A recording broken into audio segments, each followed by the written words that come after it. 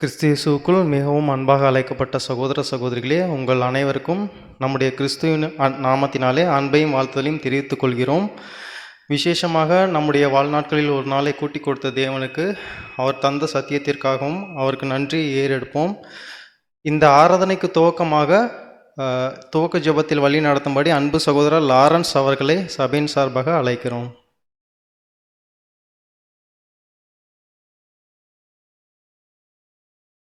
ஜெபம் செய்வோம். எங்களை அதிகமாக நேசித்து வழிநடத்துகிறதான எங்கள் அன்பின் உணானமை தேவனே, அப்பாவும் எங்கள் கர்த்தரும் இரட்சகருமான இயேசு கிறிஸ்துவின் மூலம் துதிக்கிறோம், சோதரிக்கிறோம். தகப்பனே, கடந்த வந்த காலங்களிலிருந்து கூடிய நீதாமை உடைய பிள்ளைகளாக எங்களை கண்ணின் மணிகளைப் போல பாதுகாத்து இந்த நாளையும் நாங்கள் காணும்படியாக செய்து தகப்பனே, உம்முடைய மகத்துவமான சத்தியங்களை நாங்கள் கேட்கத்தக்கதாகவும் நாங்கள் அதை உணர்ந்து கொள்ளத்தக்கதாக நீதாமே இந்த நேரத்தை தந்திருக்கிறீர். அதற்காக கொண்டாடக்கூடிய நன்றிகளை எடுக்கிறோம். தகப்பனே, இப்படியாக கேட்கிற சத்தியங்களை நாங்கள் எங்களுடைய மனதிலே நிறுத்தி புரிந்து கொள்ளத்தக்கதான உம்முடைய ஞானத்தையும் பரிசாவையும் தந்து வழிநடத்தும் தகப்பனே, நம்முடைய தகப்பனே, இன்று கூட நடைபெறுகிறதான பாடங்களையும் நாங்கள் கேட்கறதுக்கான நல்ல ஒரு ஆர்வத்தையும் நீதாமே தந்து வழிநடத்தும். நம்முடைய தகப்பனே, வந்திருக்கிறதான சகோதரர்கள் பாத்தில் அர்ப்பணிக்கிறோம். அனைவரும் நம்முடைய சத்தியத்திற்காக தங்கள் ஓட்டத்தை ஓடவும் அவர்களுக்கு நீதாமே தந்திருக்கிற சத்தியத்தை புரிந்து கொண்டு அதன்படி தங்களுடைய ஜீவியத்தில் நடக்கத்தக்கதாகவும் நீதாமே அனைவருக்கும் தேவையான பரிசாவை தந்து வழிநடத்தும் தகப்பனே, இந்த கூட்டம் மாறும் முதல் முடிவதை உடைய தெய்வீக பிரசனம் எங்களோடு கூட இருந்து வழிநடத்தி ஆசீர்வதிக்க வேண்டுமாய் இந்த சிறிய ஜெபத்தை எங்கள் கண்மலை மீட்பெருமாய் இயேசு கிறிஸ்துவின் அற்புத நாமத்தில் உடைய பொற்பாதம் பணிந்து தாழ்மையோடு கெஞ்சம் பிரார்த்திக்கிறோம் எங்கள் ஜீவன நல்ல பிதாவே, ஆமென்.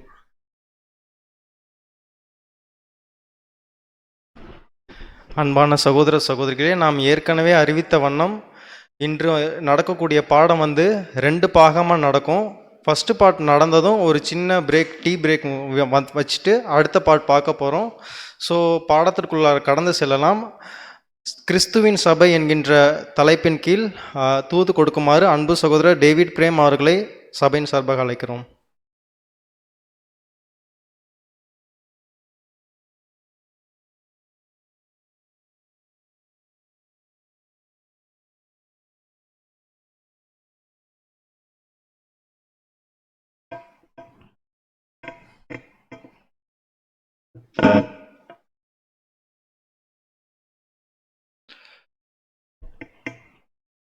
கிறிஸ்துவுக்குள் மிக அன்பாக அழைக்கப்பட்டிருக்கிற சகோதர சகோதரிகளே, நம்மளுடைய பிதாவாகிய தேவனின் நாமத்தினாலும் கர்த்தராகிய இயேசு கிறிஸ்துவின் நாமத்தினாலும் கிருபையும் சமாதானமும் உண்டாவதாக என்ற வாழ்த்துதலோடு இன்றைய பாடத்துக்குள்ளாக நாம் கடந்து செல்வோம். என்ன ஒரு பாடம் பார்க்க போகிறோம் அப்படின்னு சொல்லிட்டு பார்த்தோன்னா, கிறிஸ்துவின் சபை அப்படின்ற ஒரு பாடத்தை பார்க்க போகிறோம். பார்த்தீங்கன்னா, எப்பயுமே இந்த வசனத்தை வச்சு தான் நம்ம என்ன பண்ணுவோங்க, நம்மளுடைய பாடத்தை ஆரம்பிப்போம். என்ன வசனங்க? சத்தியத்தையும் அறிவீர்கள், சத்தியம் உங்களை விடுதலையாக்கும் அப்படின்னு சொல்லிட்டு நம்ம பார்க்குறோம். போன வாரம் கூட ஒரு சப்ஜெக்ட் பார்த்தோம், கரெக்டுங்களா? என்ன சப்ஜெக்டுங்க? நியாய தீர்ப்பின் நாள். அப்படின்னாவே நம்மளுக்கு இதுக்கு முன்னாடி ஒரு விதமான ஒரு நம்பிக்கை இருந்திருக்கும், கரெக்டுங்களா? ஆனால் வேதம் என்ன சொல்லுச்சு அப்படின்றத போன வாரம் பார்த்தோம், கரெக்டுங்களா? அதுக்கு முந்தின வாரம் கூட பார்த்தீங்கன்னா நரகம் அப்படின்ற ஒரு சத்தியத்தை பார்த்தோம். ஸோ அது கூட பார்த்தீங்கன்னா அதுக்கு முன்னாடி நம்மளுக்கு என்ன ஒரு நம்பிக்கை இருந்ததுங்க? ஆமாம், டோட்டலாக டிஃப்ரெண்ட்டாக தேவன் என்ன பண்ணியிருக்கிறார் அப்படின்னு சொல்லிட்டு பார்த்தோன்னா வேதத்தில் ரெக்கார்ட் பண்ணி வச்சிருக்கிறார் அப்படின்னு சொல்லிட்டு பார்த்தோம். ஸோ போன வாரம் பார்த்த சப்ஜெக்ட் கூட நியாய தீர்ப்பின் நாள் அப்படின்னு சொல்லும் போதே நம்மளுக்கு அந்த ஒரு ஜட்ஜ்மெண்ட் டே அப்படின்னு சொன்னாவே நம்மளுக்கு ஒரு பயம் வரும், கரெக்டுங்களா? ஆனால் போன வாரம் நம்ம என்ன பார்த்தோங்க? ஆக்சுவலாக ரொம்ப சந்தோஷமான ஒரு நாள், பூரிப்பை கொடுக்குற ஒரு நாள் அப்படின்னு சொல்லிட்டு நம்ம பார்த்தோம், ஓகேங்களா? ஸோ அந்த ஒரு ஜட்ஜ்மெண்ட் டேனாவே ரொம்ப ஒரு சந்தோஷமான ஒரு நிகழ்ச்சி அப்படின்னு சொல்லிட்டு நம்ம பார்த்தோம். ஸோ அதே போல தான் இன்றைக்கும் நம்ம என்ன பண்ண போகிறோம் அப்படின்னு சொல்லிட்டு பார்த்தோன்னா, ஒரு அருமையான ஒரு சத்தியத்தை தேவன் இன்னைக்கு கொடுக்க இருக்கிறார். அதை இன்னைக்கு பார்க்கலாம். பாடத்தோட தலைப்பு திருப்பி சொல்கிறோம், என்னன்னா கிறிஸ்துவின் சபை. யாருடைய சபை? கிறிஸ்துவின் சபை அப்படின்ற ஒரு தலைப்பின் கீழாக என்ன பண்ண போகிறோம் அப்படின்னா, இப்போ ஃபர்ஸ்ட் பார்ட் என்ன பண்ண போகிறோம் இப்போ பார்க்க போகிறோம். அதுக்கப்புறம் பார்த்தீங்கன்னா ஒரு சின்ன கேப் விட்டுட்டு ஒரு 10 to 15 மினிட்ஸ் ஒரு பிரேக் விட்டுட்டு என்ன பண்ணலாம் அப்படின்னா அடுத்த ஒரு பாகத்தை இன்றைக்கி நம்ம பார்த்து முடிக்கலாம் அப்படின்னு சொல்லிட்டு நம்ம பார்க்குறோம்.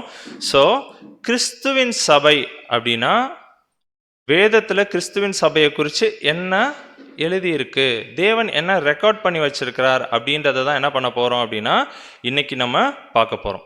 அதுக்கு ஒரு சிச்சுவேஷன் எடுத்துக்கலாம், ஓகேங்களா? ஒரு எக்ஸாம்பிளுக்கு ஆஃபீஸில் புதுசாக ஒருத்தர் ஜாயின் பண்ணியிருக்கிறார் அப்படின்னு வச்சுக்கோங்க. அவரை கூட்டிகிட்டு வந்து என்ன பண்ணுவாங்க, எல்லார்ட்டையும் இன்ட்ரடியூஸ் பண்ணுவாங்க, கரெக்டுங்களா? அப்படி வந்து இன்ட்ரடியூஸ் பண்ணும்போது, இப்போ நம்மள்ட்ட இன்ட்ரடியூஸ் பண்ணுறாங்கன்னு வச்சுக்கோங்க. இன்ட்ரடியூஸ் பண்ணும்போது அவரோட பேர் ராமசாமி இல்லைன்னா குப்புசாமி அப்படின்னு வச்சுக்கலாம். நம்ம அவர்கிட்ட என்ன கேட்போம், எங்கே இருக்கீங்க, உங்கள் வீடு எங்கே இருக்குது, எந்த ஊர், அப்படி கேட்போம், ஓகேங்களா? இதே ஒருத்தரை வந்து இன்ட்ரடியூஸ் பண்ணுறாங்க, அவருடைய பேர் வந்து பார்த்தீங்கன்னா ஜான் இல்லைன்னா ஆப்ரஹாம் அப்படின்னு ஒருத்தரை கூப்பிட்டு வந்து இன்ட்ரடியூஸ் நம்மள்ட்ட பண்ணுறாங்க அப்படின்னா நம்ம அவங்கள்ட்ட என்ன கேள்வி கேட்போம்? அதான் ஜான்னு சொல்லும் போதே கிறிஸ்டியன்னு தெரிஞ்சிடும். ஸோ ஒரு கிறிஸ்தவர் இன்னொரு கிறிஸ்தவரை மீட் பண்ணும் போது கேட்குற கேள்வி என்னவா இருக்கும்? எந்த சபைக்கு நீங்கள் போகிறீங்க? ஏன்னா மற்ற மதத்தில் இந்த மாதிரி ஒரு கேள்வி என்ன பண்ண மாட்டாங்க, கேட்க மாட்டாங்க, கரெக்டுங்களா? ஒரு 2 இந்து சகோதரர்களோ இல்லை முஸ்லீம் சகோதரர்களோ சந்திக்கும் போது கேட்காத ஒரு கேள்வியை யார் கேட்குறா? கிறிஸ்தவர்களாகிய நம்ம என்ன பண்ணுறோம் அப்படின்னா, நீங்கள் எந்த சர்ச்சுக்கு போகிறீங்க அப்படின்னு கேட்குறோம். இது வந்து சும்மா கேஷுவலாக ஒரு ஜாலிக்கு கேட்குற ஒரு விஷயம் இல்லை, இது என்னங்க ரொம்ப சீரியஸான ஒரு விஷயம், கரெக்டுங்களா? ஏன் அந்த மாதிரி கேட்குறோம் அப்படின்னா, இப்போ கிறிஸ்தவத்துக்குள்ள என்ன ஆயிடுச்சுங்க, நிறைய பிரிவுகள் என்ன ஆயிடுச்சுங்க அங்கே வந்துடுச்சு அப்படின்னு சொல்லிட்டு பார்க்குறோம். நம்ம கூகுளில் போட்டோம் அப்படின்னா எவ்வளோ டினாமினேஷன்ஸ் இருக்குது தெரியுங்களா? 41,000 டினாமினேஷன்ஸ் இருக்கு. டினாமினேஷன்ஸ் பிரிவுகள் அப்படின்னு சொல்லும் போது சிஎஸ்ஐ அப்படின்றது ஒரு பிரிவு, ஒரு எக்ஸாம்பிளுக்கு சொல்கிறோம், ஓகேங்களா? பென்டகோஸ்ட் அப்படின்னு சொல்கிறது ஒரு பிரிவு, ஏஜி சர்ச் அப்படின்னு சொல்கிறது என்னங்க ஒரு டினாமினேஷன், மெத்தடிஸ்ட், செவன்த் டே, அந்த மாரி எத்தனை டினாமினேஷன்ஸ் இருக்குங்க இப்போ உலகத்தில்? 41,000 டினாமினேஷன்ஸ் அங்கே வந்துடுச்சு அப்படின்னு சொல்லிட்டு நம்ம பார்க்குறோம். ஸோ நம்ம பிரிவுகள் சொல்லும் போது நம்ம குழப்பிக்க கூடாது. என்ன அப்படின்னா, சிஎஸ்ஐன்னு ஒரு எக்ஸாம்பிள் எடுத்துக்கிட்டா சிஎஸ்சியோடைய சர்ச்சஸே எத்தனை இருக்குங்க? இப்போ காஞ்சிபுரத்துலேயே எடுத்துக்கிட்டா அது நிறையா இருக்கும், சென்னையில் பார்த்தீங்கன்னா அது நிறையா இருக்கும். ஸோ அதை பற்றி பேசலை, ஒரே பிரிவுக்கு நிறைய பிரான்ச்சஸ் இருக்கும், அதை பற்றி பேசலை. நம்ம பிரிவே என்னங்க நிறையா இருக்குது. எத்தனைங்க? 41,000 பிரிவுகள், டினாமினேஷன்ஸ் இருக்குது. அதான் இங்கே வந்து பார்த்தீங்கன்னா கேத்தலிக், ரோமன் கேத்தலிக்னு எடுத்துக்கிட்டா அது ஒரு பிரிவு, Baptist, evangelical, Jehovah witness, salvation army, seventh day Adventist, இப்படியே சொல்லிக்கிட்டே போகலாம், ஓகேங்களா? ஸோ இந்த மாதிரி 41,000 டினாமினேஷன் இப்போ கிறிஸ்தவத்தில் என்ன ஆகிட்டு இருக்குங்க, உலகம் ஃபுல்லாக அங்கே இருந்துட்டு இருக்குது அப்படின்னு சொல்லிட்டு பார்க்குறோம். இப்போ 41,000 டினாமினேஷன்ஸ் இருக்கிறதுனால எத்தனை விதமான விசுவாசங்கள் வருங்க? ஏன்னா இப்போ ரோமன் கேத்தலிக்கிட்ட போயிட்டு சிஎஸ்ஐயோட விசுவாசத்தை குறித்து சொன்னவங்க என்ன பண்ண மாட்டாங்க, ஆமாம் ஏற்றுக்க மாட்டாங்க. சிஎஸ்ஐட்ட போயிட்டு வேற ஏதாவது ஒரு பேப்டிஸ்டோ அவங்க அந்த சர்ச்சில் இருக்கிற ஒரு விசுவாசத்தை குறித்து சொன்னால் என்ன பண்ண மாட்டாங்க, ஏற்றுக்க மாட்டாங்க. ஸோ இதே மாதிரி 41,000 டினாமினேஷன் இருக்க மாதிரி 41,000 விசுவாசங்கள் வந்துடுச்சு இப்போ. ஆனால் எத்தனை பைபிள் வச்சுட்டு இருக்கிறோம்? ஒரே ஒரு பைபிள் தான், ஒரே கர்த்தர் தான் நம்மளுக்கு. ஆனால் எத்தனை விசுவாசம் இப்போ இருக்குதுங்க? 41,000 விசுவாசங்கள் இப்போ என்ன ஆயிடுச்சு அப்படின்னு சொல்லிட்டு நம்ம பார்த்தோம்னா இங்கே வந்துடுச்சு அப்படின்னு சொல்லிட்டு நம்ம பார்க்குறோம். இப்போ வேதம் எத்தனை விதமான விசுவாசத்தை குறித்து பேசுது படிச்சிடலாம். எபேசியர் 4ஆம் அதிகாரம் 5ஆம் வசனம். எபேசியர் 4ஆம் அதிகாரம் 5ஆம் வசனம். ஒரே கர்த்தரும் ஒரே விசுவாசமும் ஒரே ஞான ஸ்நானமும். எத்தனை விசுவாசம்? ஆமா, ஒரே கர்த்தரும் ஒரே விசுவாசமும் ஒரே ஞானஸ்தானமும். எப்படி நம்மளுக்கு ஒரே பைபிள் ஒரே கர்த்தர் இருக்கிறாரோ அதே போல எத்தனை விசுவாசம் தான்? ஒரே விசுவாசம் தான் நம்மளுக்கு அங்கே இருக்கணும் அப்படின்னு சொல்லிட்டு நம்ம பார்க்குறோம், ஓகேங்களா? ஆனால் இப்போ 41,000 அது பெருகிடுச்சு. இப்போ இந்த ஒரு சபைக்கு யார் தலையாக இருக்கிறா? கிறிஸ்து தான் தலையாக இருக்கிறார், கரெக்டுங்களா? ஸோ இப்போ 41,000 சர்ச்சஸ் டினாமினேஷன்ஸ் இருக்கும் போது எந்த டினாமினேஷனுக்கு இயேசு கிறிஸ்து தலையாக இருப்பார்? ஏன்னா 41,000 விசுவாசம் வந்துடுச்சு, பைபிள் சொல்லிடுச்சு ஒரே விசுவாசம் தான். அப்போ இயேசு கிறிஸ்து எதுக்கு மட்டும் தான் தலையாக இருப்பாருங்க? பைபிள் சொல்ற அந்த ஒரு விசுவாசத்துக்கு தான் என்னவா இருப்பாருங்க அவரு? தலையா இருப்பாரு அப்படின்னு சொல்லிட்டு பார்க்குறோம். படிச்சிடலாம். கொலோசியர் 1 அதிகாரம் 18ஆம் வசனம். கொலோசியர் 1ஆம் அதிகாரம் 18ஆம் வசனம். அவரே சபையாகிய சரீரத்துக்கு தலையானவர், எல்லாவற்றிலும் முதல்வராய் இருக்கும்படி அவரே ஆதியும் மரித்தோரிலிருந்து எழுந்த முதற்பேருமானவர். ஓகேங்களா, அவரே சபையாகிய சரீரத்திற்கு தலையானவர் அப்படின்னு சொல்லிட்டு நம்ம பார்க்குறோம். ஓகேங்களா, இயேசு கிறிஸ்து தான் என்னங்க சபைக்கு தலை அப்படின்னு சொல்லிட்டு பார்க்குறோம். இங்க நல்லா கவனிச்சு பாருங்க, அங்க சபைன்னு இருக்கா இல்லை சபைகள்னு இருக்கா? ஓகேங்களா, அப்போ ஒருமையில இருக்கா பன்மையில இருக்கா அப்படின்னு சொல்லிட்டு பார்த்தோம்னா ஒருமையில தான் இருக்கு. ஸோ அவரே சபையாகிய சரீரத்துக்கு, அந்த பாடிக்கு என்னங்க அந்த சரீரத்துக்கு அவர் அங்க தலையா இருக்கிறார் அப்படின்னு சொல்லிட்டு நம்ம பார்க்குறோம். அதே மாதிரி இன்னொரு வசனம் கூட வாசிக்கலாம் பாருங்க. எபேசியர் 5:23. எபேசியர் 5:23. கிறிஸ்து சபைக்கு தலையாய் இருக்கிறது போல புருஷனும் மனைவிக்கு தலையாய் இருக்கிறான். அவரே சரீரத்திற்கும் இரட்சகராய் இருக்கிறார். ஓகேங்களா, இங்கேயும் எத்தனை சபை தான் வருது? ஆமா, கிறிஸ்து சபைகளுக்கு தலையா இருக்கிறது போல அப்படின்னு வருதா? கிறிஸ்து சபைக்கு தலையா இருக்கிறது போல அப்படின்னு சொல்லிட்டு இருக்கு. அப்படின்னா ஒரு சபை தான் இயேசு கிறிஸ்து என்ன பண்றாருங்க அங்கீகரிக்கிறாரு. ஓகேங்களா, அந்த சபைக்கு அவர் என்னவா இருக்கிறாருங்க அங்க தலையா இருக்கிறார் அப்படின்னு சொல்லிட்டு நம்ம பார்க்குறோம். ஸோ அப்போ ரொம்ப கிளியரா ஒன்று தெரியுது என்ன அப்படின்னு சொல்லிட்டு பார்த்தோம்னா, வசனம் என்ன சொல்லிருச்சு? ஆமா, ஒண்ணுதான், ஒரே சபை ஒரே விசுவாசம் தான். ஆனா பிரிவுகள் இப்ப எத்தனை இருக்குங்க? 41,000 பிரிவுகள் அங்க வந்துடுச்சு. ஸோ இப்ப எந்த ஒரு சபைக்கு அவர் தலையா இருப்பார்? இந்த சைடா அந்த சைடா? ஒன்னா 41,000 அப்படின்னு சொல்லிட்டு பார்த்தோம்னா, ஆமா, வசனம் எது சொல்லுதோ அதுக்கு தான் அவர் என்ன பண்ணுவாருங்க அங்க தலையா இருக்கிறார் அப்படின்னு சொல்லிட்டு பார்க்குறோம். இப்ப நம்ம இதுல எங்க இருக்கிறோம்? இந்த வசனம் சொல்ற ஒரு இதுல இருக்கிறோமா இல்ல 41,000 இப்ப நம்ம இருக்கிறோமா? யோசிக்கணும். ஏன்னா 41,000 நம்ம இருந்தோம் அப்படின்னா யார் நம்மளுக்கு தலை இல்லை.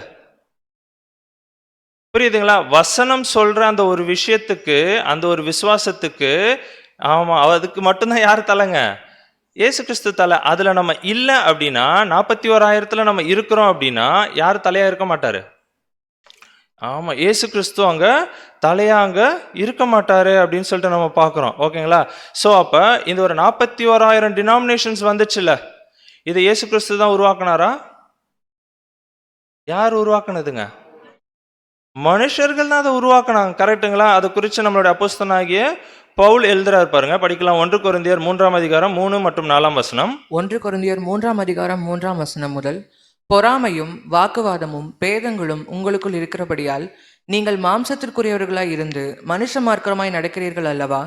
ஒருவன் ஓகேங்களா, பொறாமையும் வாக்குவாதமும் பேதங்களும் உங்களுக்குள்ளே இருக்கிறபடியால் நீங்கள் மாம்சத்துக்குரியவர்களாய் இருந்து மனுஷ மார்க்கமாய் நடக்கிறீர்கள் அல்லவா? அங்க கொரிந்து சபைக்கு என்ன பண்ணிட்டு இருக்கிறாருங்க அங்க எழுதிட்டு இருக்கிறாரு. ஓகேங்களா, அப்ப பொறாமை வாக்குவாதம் பேதங்கள் இதெல்லாம் வரதுனால என்ன ஆயிடுச்சுங்க அங்க பிரிவினை வந்துருச்சு. அதாங்க சொல்ற, நீங்கள் மாம்சத்துக்குரியவர்களா இருந்து என்ன பண்றீங்க மனுஷ மார்க்கமா என்ன பண்ணிட்டு இருக்கோம், மனுஷனை பின்பற்ற ஆரம்பிச்சுட்டாங்க.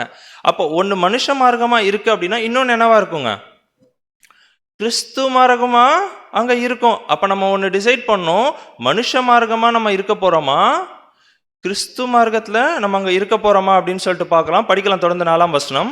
ஒருவன் நான் பவுலை சேர்ந்தவன் என்றும் வேறொருவன் நான் அப்போலோவை சேர்ந்தவன் என்றும் சொல்லுகிறபடியால் நீங்கள் மாம்சத்துக்குரியவர்கள் அல்லவா? ஓகேங்களா, நம்ம இப்ப சொல்லுவோம்ல, நான் யாரு சிஎஸ்ஐ, நீங்க யாரு செவன்த் டே, நீங்க யாரு பேப்டிஸ்ட், எப்படி நம்ம சொல்லிட்டு இருக்கிறோம் அதே தான் அங்கேயே ஸ்டார்ட் ஆயிடுச்சு. எப்போங்க? ஏறக்குறைய 2000 வருஷத்துக்கு முன்னாடியே. ஒருவன் நான் பவுலை சேர்ந்தவன் என்றும் இன்னொருவர் என்ன சொல்றாங்க அப்போலோவை சேர்ந்தவன் என்றும். அங்க இதுதான் அவங்க சொல்றாரு, நீங்கள் மாம்சத்துக்குரியவர்கள் அல்லவா. இப்படி நம்ம சொல்லிட்டு இருந்தோம் அப்படின்னா நம்ம என்ன பண்ணிட்டு இருக்கோம் மனுஷ மார்க்கமா என்ன பண்ணிட்டு இருக்கிறோம் அங்க நடந்துட்டு இருக்கிறோம். புரியுதுங்களா? இதுதான் குரூப்பிசம். இது ஏன் சர்ச்சு, நான் சொல்றது தான் கரெக்டு அப்படின்னு சொல்றது என்னதுங்க குரூப்பிசம். கரெக்டுங்களா? இது எங்க ஆரம்பிச்சிருச்சு? ஆதி காலத்திலே என்ன ஆயிடுச்சு அப்படின்னா அங்க ஆரம்பிச்சிருச்சு. அப்ப மனுஷ மார்க்கமா போறோம் அப்படின்னா அது 41,000 டினாமினேஷன்ல இருக்கும். கிறிஸ்து மார்க்கத்துல இருந்தோம் அப்படின்னா வசனம் சொல்ற அந்த ஒரு விசுவாசத்துக்குள்ள நம்ம என்ன பண்ணுவோங்க அங்க இருப்போம் அப்படின்னு சொல்லிட்டு நம்ம பார்க்கிறோம். அப்ப ரொம்ப தெளிவா நம்மளுடைய அப்போஸ்தலனாகிய பவுல் என்ன சொல்றாரு அப்படின்னா, இந்த மாதிரி மனுஷ மார்க்கமா நடக்கிறது தப்பு அப்படின்றது என்ன பண்றாருங்க அங்க ரொம்ப கிளியரா அங்க சொல்றாரு. அதனால தான் சொல்றாரு, நான் நட்டேன் அப்போலோ நீர் பாய்ச்சினான். யார் தான் வேலையை செஞ்சது? தேவன் தான் வேலையை செஞ்சார ஒழிய இங்க மனுஷர்களுக்கு எந்த ஒரு வேலையுமே அங்க கிடையாது அப்படின்றத அவர் என்ன பண்றாரு அப்படின்னு சொல்லிட்டு பார்த்தோம்னா அங்க சொன்னாரு அப்படின்னு சொல்லிட்டு. ஸோ மனுஷ மார்க்கமா நம்ம இருந்தோம் அப்படின்னா அது ரொம்ப தப்பான ஒரு விஷயம் அப்படின்னு சொல்லிட்டு நம்ம பார்க்குறோம். தொடர்ந்து படிக்கலாம் பாருங்க. மத்தேயு 16ஆம் அதிகாரம் 18ஆம் வசனம். மத்தேயு 16ஆம் அதிகாரம் 18ஆம் வசனம். மேலும் நான் உனக்கு சொல்லுகிறேன், நீ பேதுருவாய் இருக்கிறாய், இந்த கல்லின் மேல் என் சபையை கட்டுவேன், பாதாளத்தின் வாசல்கள் அதை மேற்கொள்வதில்லை. ஓகேங்களா? இங்க தான் என்ன பண்றாரு அப்படின்னா இயேசு கிறிஸ்து அவருடைய சபையை குறித்து என்ன பண்றாருங்க, பேச ஆரம்பிக்கிறார். ஏன்னா இவ்வளவு நேரம் என்ன பார்த்தோம், ஒரே விசுவாசம் அப்படின்னு சொல்லிட்டு பார்த்தோம்ல, அந்த விசுவாசத்தை குறித்து அவர் என்ன பண்றாருன்னா இங்க பேசிட்டு இருக்கிறாரு. என்ன சொல்றாருன்னா, நான் உனக்கு சொல்லுகிறேன், நீ பேதுருவாய் இருக்கிறாய், இந்த கல்லின் மேல் நான் என்ன பண்ணுவேன், என் சபைகளை கட்டுவேன்னு சொல்லியிருக்கிறாரா? என் சபையை கட்டுவேன் அப்படின்னு சொல்றார். அப்படின்னா அந்த ஒரு சபைக்கு தான் அவர் என்னவா இருக்கிறாரு, அங்க தலையா இருக்கிறார் அப்படின்னு சொல்லிட்டு நம்ம பார்க்கிறோம். இங்க தான் அவருடைய சபையை குறித்து அவர் பேசுறாரு. புரியுதுங்களா? இது என்னுடைய சபை அப்படின்னு சொல்லிட்டு இயேசு கிறிஸ்து என்ன பண்றாருங்க, அங்க பேசுறாரு. பேசும்போது அந்த சபையை எப்படி கட்டணும், அப்படி கட்டுவேன்னு சொல்றாரு அப்படின்னா, நீ பேதுருவாய் இருக்கிறாய், இந்த கல்லின் மேல் என் சபையை கட்டுவேன் அப்படின்னு சொன்னோன்னே நம்ம ஆளுங்க என்ன பண்ணிட்டாங்க அப்படின்னு சொல்லிட்டு பார்த்தோன்னா, ஒரு குரூப் என்ன பண்ணிட்டாங்கன்னா கல்லு மேல என்ன பண்ணிட்டாங்க, சபையை கட்ட ஆரம்பிச்சிட்டாங்க. கல்லுக்கெல்லாம் வச்சு என்ன பண்ணிட்டாங்க, சபையை கட்ட ஆரம்பிச்சிட்டாங்க. இன்னொரு குரூப் இருந்தாங்க, அவங்க என்ன பண்ணாங்க தெரியுங்களா, இவர் பேதுருவ மேலதான் சொல்லியிருக்கிறாருன்னு சொல்லிட்டு பேதுருவை வச்சே சபையை கட்ட ஆரம்பிச்சிட்டாங்க. ஓகேங்களா? பார்க்கலாம் என்னன்னு.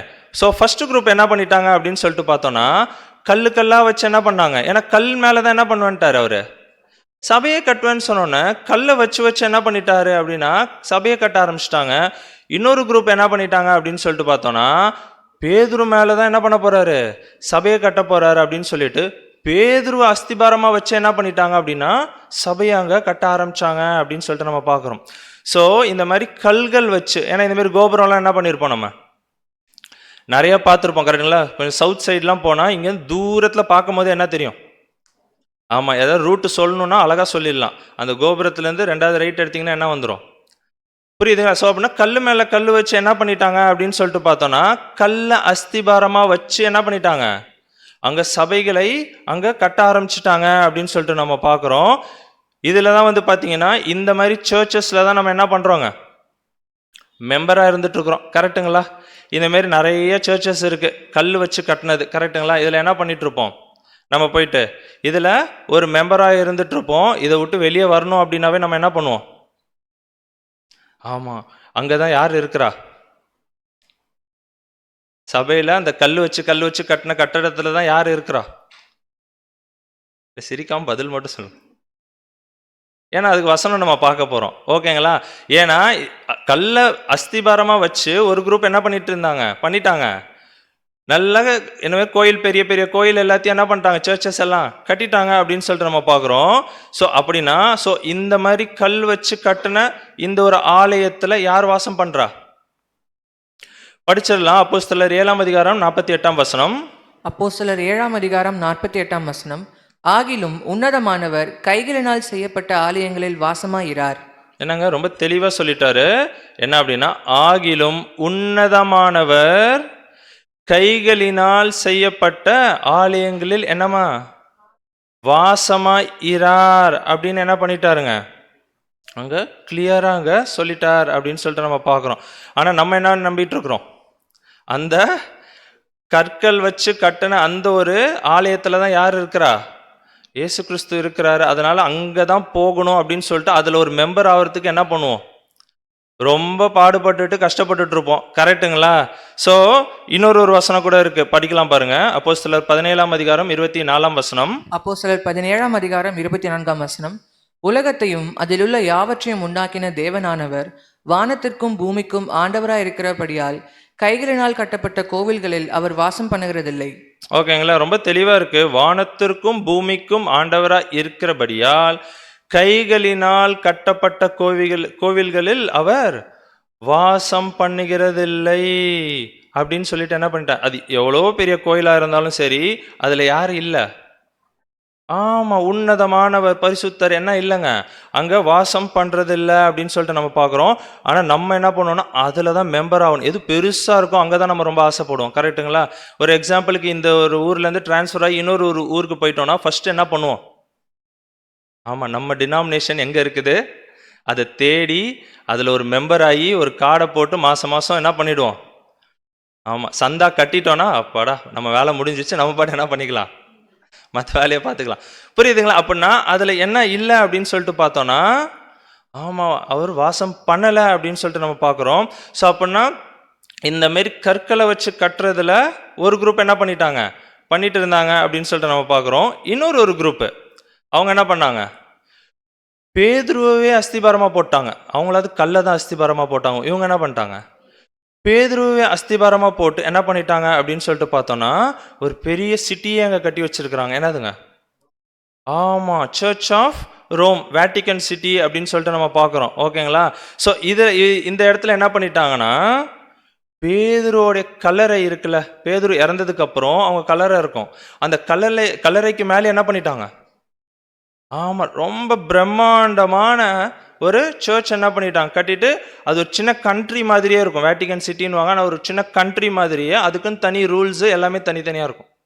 புரியுதுங்களா? அப்படின்னா என்ன அப்படின்னா இந்த குரூப் என்ன பண்ணிட்டாங்க, ஏன்னா வசனம் என்ன சொல்ற, நீ பேதுருவா இருக்கிற இந்த கல்லின் மேல் என் சபையை கட்டுவேன் அப்படின்னா பேதுரு இறந்ததுக்கு அப்புறம் என்ன பண்ணிட்டாங்க, ஆமா அவர் மேலே ரொம்ப பிரம்மாண்டமா அங்க ஒரு சர்ச் அங்க என்ன பண்ணிட்டாங்க கட்டிட்டு, அதுல தான் யார் இருக்கிறா, ஆமா இயேசு கிறிஸ்து அங்கதான் வாசம் பண்றாரு அப்படின்னு சொல்லிட்டு என்ன பண்ணிட்டாங்க அப்படின்னா எல்லாரும் நம்பிட்டு இருக்கிறாங்க. ஸோ பேதுருவா நம்மளுடைய ஃபவுண்டேஷன், சபையோட ஃபவுண்டேஷன் யாருங்க? பேதுரு என்ன, கல்லும் கிடையாது பேதுருவும் கிடையாது. சபையோடைய ஃபவுண்டேஷன் எது அப்படின்னு சொல்லிட்டு பார்த்தோம்னா, ஆமா கல்லும் கிடையாது, நம்ம அப்போஸ்தலனாகிய பேதுருவும் கிடையாது அப்படின்னு சொல்லிட்டு பார்க்குறோம். ஸோ நம்ம கிறிஸ்துவின் சபையோடைய அஸ்திபாரம் யாரு அப்படின்னா நீங்க சொன்ன மாதிரி தான் படிச்சிடலாம். 1 கொரிந்தியர் 3ஆம் அதிகாரம் 11ஆம் வசனம். 1 கொரிந்தியர் 3ஆம் அதிகாரம் 11ஆம் வசனம். போடப்பட்டிருக்கிற அஸ்திபாரமாகிய இயேசு கிறிஸ்துவை அல்லாமல் வேறே அஸ்திபாரத்தை போட ஒருவனாலும் கூடாது. ஓகேங்களா? அப்ப அஸ்திபாரம் யாருன்னு நம்மளுக்கு கிளியரா தெரிஞ்சிருச்சு. யாருங்க? கல்லும் கிடையாது, அந்த கோயிலும் கிடையாது, அப்போஸ்தலனாகிய பேதுருவும் கிடையாது. யார் தான் இந்த கிறிஸ்துவின் சபையோட அஸ்திபாரம் அப்படின்னு சொல்லிட்டு நம்ம பார்த்தோம் அப்படின்னா நம்மளுடைய கர்த்தராகிய இயேசு கிறிஸ்து தான் அப்படின்னு சொல்லிட்டு நம்ம பார்க்குறோம். ஓகேங்களா? அதனால தான் அங்கே சொல்லும் போது கிறிஸ்து அங்கே என்ன சொன்னாருங்க, என் சபையை கட்டுவேன் அப்படின்னு சொன்னார்ல. அப்படின்னா என் சபை அப்படின்னு சொல்றது ஏதோ ஒரு பில்டிங்கை குறித்து பேசிட்டு இருக்கிறாரா? ஏன்னா அப்போ பேசிட்டு போனார்ல, பேதுருவை பார்த்து தானே சொல்லிட்டு போனார். என்ன சொன்னாருங்க, இந்த கல்லின் மேல் என் சபையை கட்டுவேன் அப்படின்னாரு. அப்ப ஏதோ ஒரு பில்டிங்கை குறித்து பேசிட்டு இருக்கிறாரா? ஜெருசலேம்ல ஏதாவது கட்டி வச்சிருக்கிறாரா?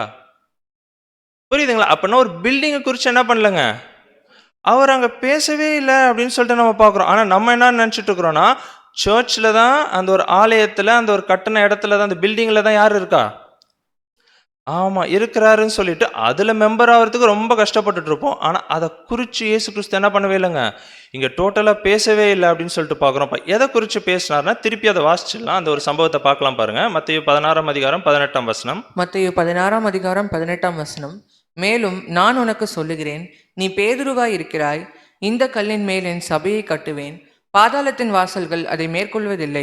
ஓகேங்களா? ஸோ இந்த விஷயத்த அவர் சொல்லும் போது இதோட பேக்ரவுண்ட் போய் பார்த்தோம் அப்படின்னா இயேசு கிறிஸ்து ஒரு கேள்வி கேட்டிருப்பார். என்ன கேட்டிருப்பார் அப்படின்னு சொல்லிட்டு பார்த்தோம்னா, என்ன யாருன்னு இஸ்ரேல் ஜனங்கள் இங்க சொல்றாங்க அப்படின்னு சொல்லிட்டு கேட்கும் போது அவங்க எல்லாரும் என்ன சொல்லுவாங்க, ஆமா சில பேர் எரேமியா தீர்க்கதரிசி, சில பேர் எலியா தீர்க்கதரிசி, இல்லைன்னா யோவான் ஸ்தானகன் இப்படின்னு உங்களை குறித்து சொல்றாங்க அப்படின்னு சொல்லுவாரு. சரி அவங்கள விடுப்பா, நீங்க என்னோடயே இருக்கிறீங்களே, நீங்க என்னை குறித்து என்ன நினைக்கிறீங்க அப்படின்னு இயேசு கிறிஸ்து கேட்கும் போது அங்க முதல்ல நம்மளுடைய அப்போஸ்தலனாகிய பேதுரு என்ன சொல்வார் அப்படின்னு சொல்லிட்டு பார்த்தோம்னா 16ஆம் வசனம் வாசிச்சலாம். 16ஆம் வசனம்.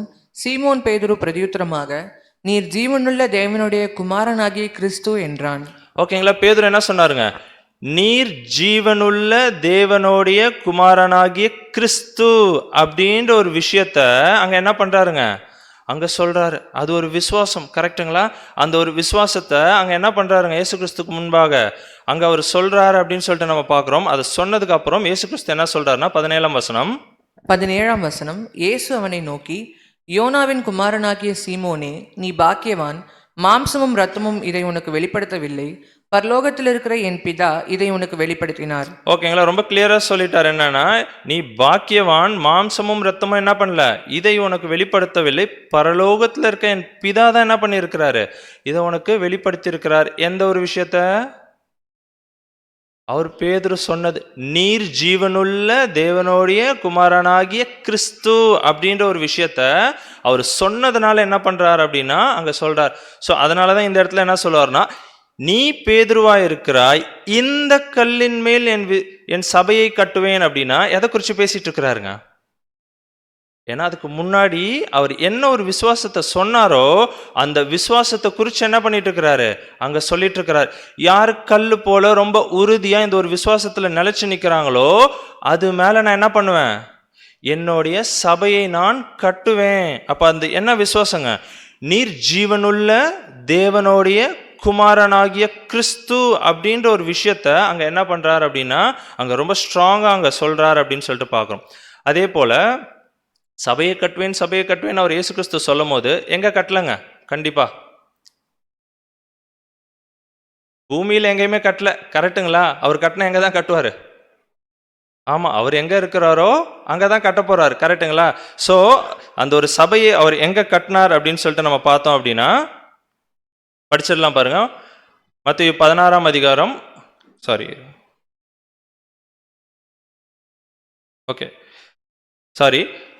என்ன பார்த்தோம் அப்படின்னு சொல்லிட்டு பார்த்தோம்னா, அவர் பூமியில் என்ன பண்ணலங்க, அந்த ஒரு சபையை கட்டலை அப்படின்னு சொல்லிட்டு நம்ம பார்த்தோம். அதோடைய பேக்ரவுண்ட் மட்டும் இன்னும் கொஞ்சம் இருக்குது, அதை மட்டும் நம்ம பார்த்துடலாம். என்னன்னா, அவர் என்ன சொன்னார் அப்படின்னு சொல்லிட்டு பார்த்தோம்னா, அந்த இடத்துல என்ன பண்ணாங்க, பாராட்டின மாதிரி பேசினார், கரெக்டுங்களா? என்ன பாராட்டினாருங்க? ஆமா, நீ பாக்கியவான் அப்படின்னு சொல்லிட்டு என்ன பண்ணாருங்க அங்க பாராட்டினாரு. ஆனா அதே கொஞ்ச நேரத்துல என்ன பண்ணிட்டாரு அப்படின்னு சொல்லிட்டு பார்த்தோம்னா, இவர் என்ன சொல்லுவாருங்க இயேசு கிறிஸ்து போயிட்டு, நான் மரிக்க போறேன் அப்படின்னு சொல்லும் போது உடனே பேதுரு அங்க என்ன சொல்லுவாருங்க, உடனே அவர் என்ன சொல்லுவார் அப்படின்னு சொல்லிட்டு பார்த்தோம்னா, நீங்க போய் என்ன பண்ணக்கூடாது, மரிக்க கூடாது அப்படின்னு சொல்லும் போது உடனே இயேசு கிறிஸ்து என்னன்னு திட்டுவாருங்க. ஆமா, பின்னாலே போ சாத்தானே அப்படின்னு சொல்லிட்டு அங்க சொல்லுவார். அது கூட நம்ம படிச்சிடலாம். மத்தேயு 16ஆம் அதிகாரம் 22 மற்றும் 23ஆம் வசனம். 22ஆம் வசனம் முதல். அப்பொழுது பேதுரு அவரை தனியே அழைத்து கொண்டு போய், ஆண்டவரே, இது உமக்கு நேரிடக்கூடாதே, இது உமக்கு சம்பவிப்பதில்லை என்று அவரை கடிந்து கொள்ள தொடங்கினான். அவரோ திரும்பி பேதுருவை பார்த்து, எனக்கு பின்னாக போ சாத்தானே, நீ எனக்கு இடரலாய் இருக்கிறாய், தேவனுக்கு ஏற்றவைகளை சிந்தியாமல் மனுஷருக்கு ஏற்றவைகளை சிந்திக்கிறாய் என்றார். ஓகேங்களா, அங்க பேதுரு என்ன சொல்லிட்டாரு, நீங்க சாகக்கூடாது அப்படின்னு சொல்லும் போது அங்க என்ன சொல்றாருன்னா, எனக்கு பின்னாலே போ சாத்தானே, நீ என்ன பண்ற, எனக்கு இடரலாய் இருக்கிறாய், தேவனுக்கு ஏற்றவைகளை சிந்தியாமல் என்ன பண்ற, மனுஷருக்கு ஏற்றவைகளே சிந்திக்கிறாய் அப்படின்றாரு. அப்போனா இந்த இடத்துலயும் யாரை தான் திட்டுறாரு, அங்க பாராட்டினாரு. எதுக்காக பாராட்டினாரு, பேதுருவை பாராட்டினாரா? அவர் சொன்ன ஒரு விஷயம், அந்த ஒரு விசுவாசத்துக்காக என்ன பண்ணாருங்க அங்க பாராட்டினாரு. இங்க உடனே என்ன பண்றாருங்க, திட்டுறாரு. எதுக்காக திட்டுறாரு, தேவன் கூறிய விஷயத்தை யோசிக்காம என்ன பண்ணிட்டு இருக்கிறாங்க, மனுஷ கூறிய விஷயங்கள் என்ன பண்ணிட்டு இருக்கிறாருன்னா இவர் பேசிட்டு இருக்கிறாரு அப்படின்னும் போது இது இடரலா இருக்குது அப்படின்றதுக்காக என்ன பண்றாரு அப்படின்னா அங்க திட்டுறாரு. ஸோ அந்த இடத்துலயும் யாரை திட்டல அப்படின்னா சாத்தான்னு யாரை திட்டலங்க, பேதுருவை திட்டல. அவர் சொன்ன விஷயத்தை தான் என்ன பண்ணிட்டு இருக்கிறார் அப்படின்னா அங்க திட்டிட்டு இருக்கிறார். ஸோ முக்கியமா என்ன அப்படின்னா அந்த ஒரு விசுவாசம் தான் என்னங்க ரொம்ப ரொம்ப அங்க முக்கியம். அங்க அவர் என்ன சொன்னார், இங்க அவர் என்ன சொன்னார் அப்படின்றது தான் அங்க முக்கியம் அப்படின்னு சொல்லிட்டு நம்ம பார்க்கிறோம். தொடர்ந்து படிக்கலாம் பாருங்க. 1 கொரிந்தியர் 3ஆம் அதிகாரம் 17 மற்றும் 17ஆம் வசனம். 1 கொரிந்தியர் 3ஆம் அதிகாரம் 16ஆம் வசனம் முதல். நீங்கள் தேவனுடைய ஆலயமாய் இருக்கிறீர்கள் என்றும் தேவனுடைய ஆவி உங்களில் வாசமாய் இருக்கிறார் என்றும் அறியாதிருக்கிறீர்களா? ஒருவன் தேவனுடைய ஆலயத்தை கெடுத்தால் அவனை தேவன் கெடுப்பார். தேவனுடைய ஆலயம் பரிசுத்தமாய் இருக்கிறது, நீங்களே அந்த ஆலயம். ஓகேங்களா, இங்க என்ன சொல்றாருங்க, இங்க ஒரு ஆலயம் கட்டிட்டு இருக்கிறார் அப்படின்னு சொல்லிட்டு ஆல்ரெடி சொல்லிட்டாரு. இந்த சபையை என்ன பண்ணுவேன், நான் கட்டுறேன் அப்படின்னு சொல்லிட்டாரு. அது பூமியில என்ன பண்ணலங்க, கட்டலை அப்படின்னு சொல்லிட்டு பார்க்குறோம். அப்போ அவர் எங்க கட்டிட்டு இருக்கிறார் அப்படின்றத தான் என்ன பண்ண போறோம்னா கண்டுபிடிக்க போறோம். அதுதான் அங்க சொல்றார், நீங்களே தேவனுடைய ஆலயமாய் இருக்கிறீர்கள் என்று தேவனுடைய ஆவி உங்களில் வாசமாய் இருக்கிறது என்று அறியீர்களா?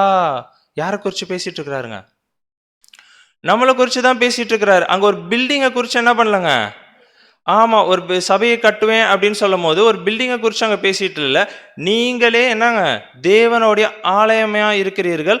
ஒருவன் தேவனுடைய ஆலயத்தை கெடுத்தால் அவனை தேவன் கெடுப்பார். தேவனுடைய ஆலயம் பரிசுத்தமா இருக்கிறது, நீங்களே அந்த ஆலயம். அப்ப அந்த ஆலயம் யாருங்க? அந்த பில்டிங் யாருங்க?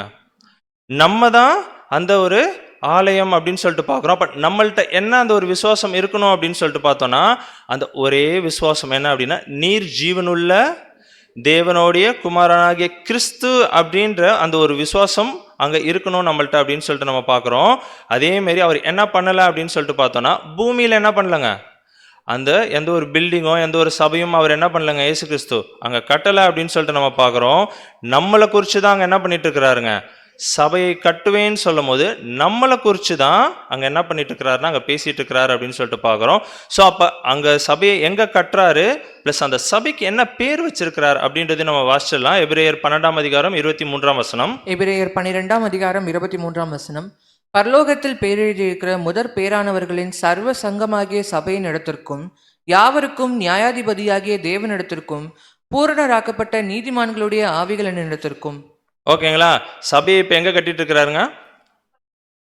பரலோகத்தில் பேர் எழுதியிருக்கிற முதற் பேரானவர்கள் யாருங்க?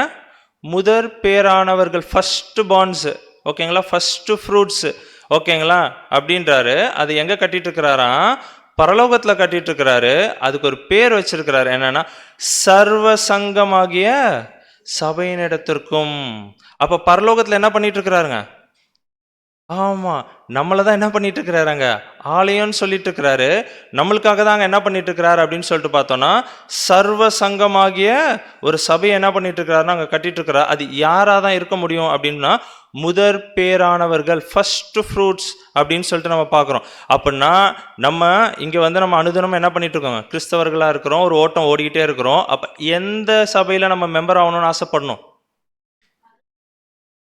அப்படின்னா, இந்த ஒரே விசுவாசத்தில் இருக்கிறதா இல்லை 41,000 டினாமினேஷன்ஸில் இருக்கிறதா அப்படின்றத நம்ம என்ன பண்ணணும்னா அங்கே முடிவு பண்ணணும் அப்படின்னு சொல்லிட்டு நம்ம பார்க்குறோம். ஸோ அப்போ சர்வ சங்கமாகி அந்த பரலோகத்தில் இருக்க சபையில் நம்ம மெம்பர் ஆகணும் அப்படின்னா அதுக்கு ஒரு கவுண்ட் வச்சிருக்கிறாரு. ஓகேங்களா, இத்தனை பேர் தான் என்ன பண்ண முடியும், ஆமாம், அந்த சபையில் அங்கமாக முடியும் அப்படின்னு சொல்லிட்டு பார்க்குறோம். படிக்கலாம் பாருங்க, வெளிப்படுத்தின விசேஷம் 14ஆம் அதிகாரம் 1 வசனம். வெளிப்படுத்தல் 14ஆம் அதிகாரம் 1ஆம் வசனம். பின்பு நான் பார்த்தபோது இதோ சீயோன் மலையின் மேல் ஆட்டுக்குட்டியானவரையும் அவரோடே கூட அவருடைய பிதாவின் நாமம் தங்கள் நெற்றிகளில் எழுதப்பட்டிருந்த 144,000 பேரையும் நிற்க கண்டேன். ஓகேங்களா, அப்ப பின்பு நான் பார்த்தபோது யார் எழுதிட்டு இருக்கிறா? அப்போஸ்தலனாகிய யோவான் என்ன பண்ணிட்டு இருக்கிறாருங்க, ஒரு விஷன் பார்க்கிறாரு. கரெக்டுங்களா, வெளிப்படுத்தின விசேஷம் எல்லாமே என்ன பண்ணாருங்க, பார்த்து தான் என்ன பண்ணாருங்க அங்க எழுதினார் அப்படின்னு சொல்லிட்டு பார்க்குறோம். அவர் என்ன பார்க்கிறாரு அப்படின்னா, இதோ சீயோன் மலையின் மேல் ஆட்டுக்குட்டியானவரையும், யாருங்க அந்த ஆட்டுக்குட்டியானவர்? நம்மளுடைய கர்த்தராகிய இயேசு கிறிஸ்து. அவரோட கூட யாரும் இருக்கிறா, அவருடைய பிதாவின் நாமம் தங்கள் நெற்றிகளில் எழுதப்பட்டிருந்த 144,000 பேரையும் நிற்க கண்டேன். அப்ப இயேசு கிறிஸ்துவோட எத்தனை பேர் தாங்க இருக்கிறாங்க? சர்வ சங்கமாகிய சபையில பரலோகத்தில் எத்தனை பேர் இருந்துட்டு இருக்கிறாங்க? 1,44,000, 1,44,000 பேர் என்ன பண்றாங்கன்னா அங்க நின்றுட்டு இருக்கிறாங்க. இதை இவங்க வந்து ஒரு குரூப் போட்டோ மாரி பார்த்துட்டு இருக்கிறாரு. டீச்சரும் ஸ்டூடெண்ட்ஸும் நின்னா எப்படி இருக்கும்? ஸோ அந்த மாதிரி இயேசு கிறிஸ்துவும் அவருடைய சபை அங்கமும் என்ன பண்ணிட்டு இருக்கிறாங்க, அங்கே இருக்கிறத இவர் என்ன பண்ணுறாருன்னா அங்கே பார்த்தார் அப்படின்னு சொல்லிட்டு பார்க்குறோம். அதை தான் என்ன பண்ணியிருக்கிறாருங்க அங்கே ரெக்கார்ட் பண்ணி வச்சிருக்கிறாரு. இது ஸ்டார்ட் பண்ணும்போது வந்து பார்த்தீங்கன்னா ரொம்ப சின்னதாக ஸ்டார்ட் பண்ணார் 2000 வருஷத்துக்கு முன்னாடி. கரெக்டுங்களா? எத்தனை பேரோட ஸ்டார்ட் பண்ணாருங்க? வெறும் 12 பேரோட அப்போஸ்தலர்களோட என்ன பண்ணாருங்க அங்கே ஸ்டார்ட் பண்ணது. அன்னையிலேருந்து இந்த ஒரு ஓட்டம் என்ன ஆயிட்டு இருக்குங்க, அங்கே வந்துகிட்டே இருக்கு அப்படின்னு சொல்லிட்டு பார்க்குறோம். இதிலே தொடர்ந்து 4ஆம் வசனம் வாசிக்கலாம் பாருங்க. 4ஆம் வசனம். ஸ்திரீகளால் தங்களை கரைப்படுத்தாதவர்கள் இவர்களே, கற்புள்ளவர்கள் இவர்களே, ஆட்டுக்குட்டியானவர் எங்கே போனாலும் அவரை பின்பற்றுகிறவர்கள் இவர்களே, இவர்கள் மனுஷரிலிருந்து தேவனுக்கும் ஆட்டுக்குட்டியானவருக்கும் முதற் பலனாக மீட்டுக் கொள்ளப்பட்டவர்கள். ஓகேங்களா, ஸ்திரீகளால் தங்களை கரைப்படுத்தாதவர்கள் இவர்களே. ஓகேங்களா, இந்த ஸ்திரீகள் யாருன்னு பின்னாடி நம்ம பார்க்கலாம் இன்னொரு சப்ஜெக்ட்ல. ஓகேங்களா, ஸோ கற்புள்ளவர்கள் இவர்களே அப்படின்னு சொல்லிட்டு நம்ம பார்க்குறோம். கற்புள்ளவர்கள்லாம் யாருங்க? ஆமாம், விசுவாசம் உள்ளவர்கள். கற்புள்ளவர்கள்னு யாரை தான் சொல்லுவாங்க? மோஸ்ட்லி ஸ்திரீகளை குறித்து தான் என்ன பண்ணுவாங்க சொல்லுவாங்க. ஏன்னா இப்போ கற்புள்ளவர்கள்னு சொல்லும் போது சொந்த புருஷனுக்கு கீழ்ப்படுகிறவங்க தான் யாருங்க? கற்புள்ளவர்கள். ஓகேங்களா, ஸோ அதுதான் கற்புள்ளவர்கள் இவர்களே. அவங்க யாரை பின்பற்றுவாங்க அப்படின்னா, ஆட்டுக்குட்டியானவர் எங்கே போனாலும் அவரை பின்பற்றுவார்கள். யாருங்க ஆட்டுக்குட்டியானவர்? அவர்தான் கணவர், கரெக்டுங்களா? ஸோ கணவர் எங்க போனாலும் கற்புள்ளவர்கள் என்ன பண்ணுவாங்க? அவரை ஃபாலோ பண்ணுவாங்க அப்படின்றார். இவர்கள் மனுஷரிலிருந்து தேவனுக்கும் ஆட்டுக்குட்டியானவருக்கும் முதற் பலனாக மீட்டெடுக்கப்பட்டவர்கள். இங்க வந்துச்சு பாருங்க, திருப்பி முதற் பலனானவர்கள், ஃபர்ஸ்ட் ஃப்ரூட்ஸ். ஓகேங்களா? ஸோ இவங்க தான் என்ன பண்ண போறாங்க அப்படின்னு சொல்லிட்டு நம்ம பார்த்தோம் அப்படின்னா, ஒரு வகுப்பார் இருக்கிறாங்க. அவங்க என்ன பண்ணுவாங்கன்னா, அவங்களுடைய புருஷன் பேச்சு என்ன பண்ணுவாங்க? இயேசு கிறிஸ்துவோடைய பேச்சை கேட்டுட்டு அவர் எங்க போனாலும் அவர் என்ன பண்ணுவாங்க? பின்பற்றுவாங்க. ஒரு 3 வழிகள்னு ஒரு பாடம் பார்த்தோம், கரெக்டுங்களா? கொஞ்ச நாளைக்கு முன்னாடி. அதில் 3 வழியில் இயேசு கிறிஸ்து எந்த வழியில் போனாருங்க? இடுக்கமான பாதையில் போனாங்க, கரெக்டுங்களா? ஸோ அவரை பின்பற்றணும் அப்படின்னா நம்மளும் எதில் தான் போகணும்? இடுக்கமான வாசல் வழியாக போனால் தான் என்ன பண்ண முடியுங்க? அவர் எங்கே போய் சேர்ந்தாரோ அதே இடத்துக்கு நம்மளும் என்ன பண்ண முடியுங்க? அங்கே போய் சேர முடியும் அப்படின்னு சொல்லிட்டு நம்ம பார்க்குறோம். ஸோ இந்த வகுப்பாருக்கு நிறைய பேர்கள் இருக்கு. இப்போ நம்ம இதோட எத்தனை பேர் பார்த்துட்டோம்னா, சபைன்னு பார்த்தோம், சர்வ சங்கமாகிய சபை. 1,44,000 பேர் தான் அதில் கவுண்ட் இருக்க முடியும்னு சொல்லிட்டு பார்த்தோம். இவங்க யாருங்க? முதற் பலன்கள், ஃபர்ஸ்ட் ஃப்ரூட்ஸ் அப்படின்னு சொல்லிட்டு பார்த்தோம். அது கூட வசனம் வாசிச்சிடலாம் பாருங்க. யாக்கோபு 1:18. யாக்கோபு 1:18. அவர் சித்தம் கொண்டு தம்முடைய சிருஷ்டிகளில் நாம் முதற்பலன்கள் ஆவதற்கு நம்மை சத்திய வசனத்தினாலே ஜனிப்பித்தார். ஓகேங்களா? அவர் சித்தம் கொண்டு தம்முடைய சிருஷ்டிகளில், எவ்வளோ பேர் இருக்கிறாங்க சிருஷ்டிகள், அதுல நாம் முதற் பலன்கள் ஆவதற்கு நம்ம என்ன பண்ணிட்டு இருக்கிறாருங்க? சத்திய வசனத்தினாலே ஜெனிப்பித்தார். அப்ப வார வாரம் நம்மளுக்கு என்ன கொடுத்துட்டு இருக்கிறாருங்க? சத்தியத்தை கொடுத்துக்கிட்டு நம்மளை என்ன பண்ணிட்டு இருக்கிறாங்க? இந்த ஒரு ப்ராசஸ் வழியா என்ன பண்ணிட்டு இருக்கிறாருங்க? அங்க கூட்டிட்டு போயிட்டு இருக்கிறார் அப்படின்னு சொல்லிட்டு பார்க்குறோம். யார் அங்க வராங்களோ அவங்க தான் யாருங்க? முதற் பலன்கள், சத்தியத்துல ஜெனிப்பிக்கப்பட்ட ஜனங்கள் அப்படின்னு சொல்லிட்டு பார்க்குறோம். இவங்களுக்கு இன்னொரு பேரும் இருக்கு. என்ன ஒரு பேர் அப்படின்னு சொல்லிட்டு பார்த்தோன்னா, வெளிப்படுத்தின விசேஷம் 21:2 வேணா எடுத்துக்கோங்க மொபைலில். பார்த்தீங்கன்னா மணவாட்டி அப்படின்னு என்ன இருக்குங்க? ஒரு பேர் இருக்கு, வேணா படிச்சிடலாம் பாருங்க. வெளிப்படுத்தல் 21:2. யோவானாகிய நான் புதிய எருசலேம் ஆகிய பரிசுத்த நகரத்தை தேவனிடத்தினின்று பரலோகத்தை விட்டு இறங்கி வர கண்டேன். எங்கேருந்து இறங்கி வர கண்டாரு? ஆமா, புதிய எருசலேம் அப்படின்ற ஒரு நகரம் எங்கேருந்து இறங்கி வருதுங்க?